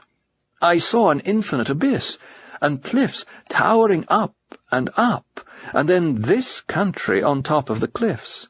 Aye, but the voyage was not mere locomotion. That bus, and all you inside it, were increasing in size. Do you mean, then, that hell, all that infinite empty town, is down in some little crack like this? Yes, All hell is smaller than one pebble of your earthly world, but it is smaller than one atom of this world, the real world. Look at yon butterfly. If it swallowed all hell, hell would not be big enough to do it any harm or to have any taste. It seems big enough when you're in it, sir. And yet all loneliness, angers, hatreds, envies, and itchings that it contains, if rolled into one single experience and put into the scale against the least moment of the joy that is felt by the least in heaven, would have no weight that could be registered at all. Bad cannot succeed even in being bad, as truly as good is good. If all hell's miseries together entered the consciousness of yon wee yellow bird on the bough there, they would be swallowed up without trace, as if one drop of ink had been dropped into that great ocean to which the terrestrial Pacific itself is only a molecule. I see, said I at last. She couldn't fit into hell. He nodded. There's not room for her, he said. Hell could not open its mouth wide enough. And she couldn't make herself smaller? Like Alice, you know. Nothing is small enough. For a damned soul is nearly nothing. It is shrunk, shut up in itself. Good beats upon the damned incessantly as sound waves beat on the ears of the deaf, but they cannot receive it. Their fists are clenched, their teeth are clenched, their eyes fast shut. First they will not, in the end they cannot open their hands for gifts, or their mouths for food, or their eyes to see. Then no one can ever reach them? Only the greatest of all can make himself small enough to enter hell. For the higher a thing is, the lower it can descend. Man can sympathize with a horse, but a horse cannot sympathize with a rat. Only one has descended into hell. And will he ever do so again? It was not once long ago that he did it. Time does not work that way once ye have left the earth. All moments that have been or shall be were or are present in the moment of his descending. There is no spirit in prison to whom he did not preach. And some hear him? Aye. In your own books, sir, said I, you were a universalist. You talked as if all men would be saved. And St. Paul, too. You can know nothing of the end of all things, or nothing expressible in those terms. It may be, as the Lord said to the Lady Julian, that all will be well, and all will be well, and all manner of things will be well. But it's ill talking of such questions. Because they are too terrible, sir? No, because all answers deceive. If you put the question from within time, and are asking about possibilities, the answer is certain. The choice of ways is before you. Neither is closed. Any man may choose eternal death. Those who choose it will have it. But if you're trying to leap on into eternity, if you're trying to see the final state of all things as it will be, for so ye must speak, when there are no more possibilities left but only the real, then ye ask what cannot be answered to mortal ears. Time is the very lens through which ye see, small and clear as men see through the wrong end of a telescope, something that would otherwise be too big for ye to see at all. That thing is freedom, the gift whereby ye most resemble your Maker, and are yourselves parts of eternal reality. But ye can see it only through the lens of time, in a little clear picture through the inverted telescope. It is a picture of moments following one another, and yourself in each moment making some choice that might have been otherwise. Neither the temporal succession, nor the phantom of what ye might have chosen and didn't, is itself freedom. They are a lens. The picture is a symbol. But it's truer than any philosophical theorem, or perhaps than any mystic's vision that claims to go behind it. For every attempt to see the shape of eternity, except through the lens of time, destroys your knowledge of freedom.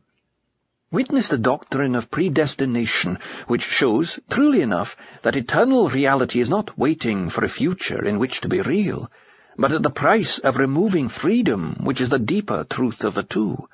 And wouldn't universalism do the same? You cannot know eternal reality by a definition. Time itself, and all acts and events that fill time, are the definition, and it must be lived. The Lord said we were gods. How long could you bear to look, without time's lens, on the greatness of your own soul, and the eternal reality of her choice?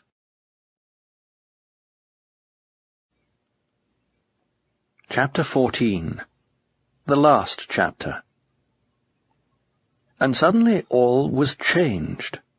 I saw a great assembly of gigantic forms, all motionless, all in deepest silence, standing forever about a little silver table and looking upon it. And on the table there were little figures like chessmen, who went to and fro doing this and that, and I knew that each chessman was the idolum, or puppet representative of some one of the great presences that stood by, and the acts and motions of each chessman were a moving portrait, a mimicry or pantomime, which delineated the inmost nature of his giant master. And these chessmen are men and women as they appear to themselves and to one another in this world. And the silver table is time, and those who stand and watch are the immortal souls of those same men and women. Then vertigo and terror seized me, and clutching at my teacher, I said, "Is that the truth? Then is all that I have been seeing in this country false? These conversations between the spirits and the ghosts, were they only the mimicry of choices that had really been made long ago? Or might ye not as well say anticipations of a choice to be made at the end of all things? But ye do better to say neither. Ye saw the choices a bit more clearly than ye could see them on earth. The lens was clearer, but it was still seen through the lens. Do not ask of a vision in a dream more than a vision in a dream can give." "A dream? Then am I not really here, sir?" "No, son," said he kindly, taking my hand in his. "It is not so good as that. The bitter drink of death is still before you. Ye are only dreaming, and if ye come to tell of what ye have seen, make it plain that it was but a dream. See ye make it very plain. Give no poor fool the pretext to think ye are claiming knowledge of what no mortal knows. I'll have no Swedenborgs and no Vale Owens among my children." "God forbid, sir," said I, trying to look very wise. "He has forbidden it. That's what I'm telling ye." As he said this he looked more Scotch than ever. I was gazing steadfastly on his face. The vision of the chessmen had faded, and once more the quiet woods in the cool light before sunrise were about us. Then, still looking at his face, I saw there something that sent a quiver through my whole body. I stood at that moment with my back to the east and the mountains, and he, facing me, looked towards them. His face flushed with a new light. A fern 30 yards behind him turned golden. The eastern side of every tree trunk grew bright. Shadows deepened. All the time there had been bird noises, trillings, chatterings, and the like, but now suddenly the full chorus was poured from every branch. Cocks were crowing. There was music of hounds and horns. Above all this, 10,000 tongues of men and woodland angels, and the wood itself sang. "It comes, they sang. "Sleepers awake, it comes, it comes, it comes." One dreadful glance over my shoulder I essayed, not long enough to see, or did I see, the rim of the sunrise that shoots time dead with golden arrows and puts to flight all phantasmal shapes. Screaming, I buried my face in the folds of my teacher's robe. "The morning, I cried. "I am caught by the morning, and I am a ghost." But it was too late. The light, like solid blocks, intolerable of edge and weight, came thundering upon my head. Next moment the folds of my teacher's garment were only the folds of the old ink-stained cloth on my study table, which I had pulled down with me as I fell from my chair. The blocks of light were only the books which I had pulled off with it, falling about my head. I awoke in a cold room, hunched on the floor beside a black and empty grate, the clock striking 3, and the siren howling overhead. This concludes the reading of The Great Divorce by C.S. Lewis.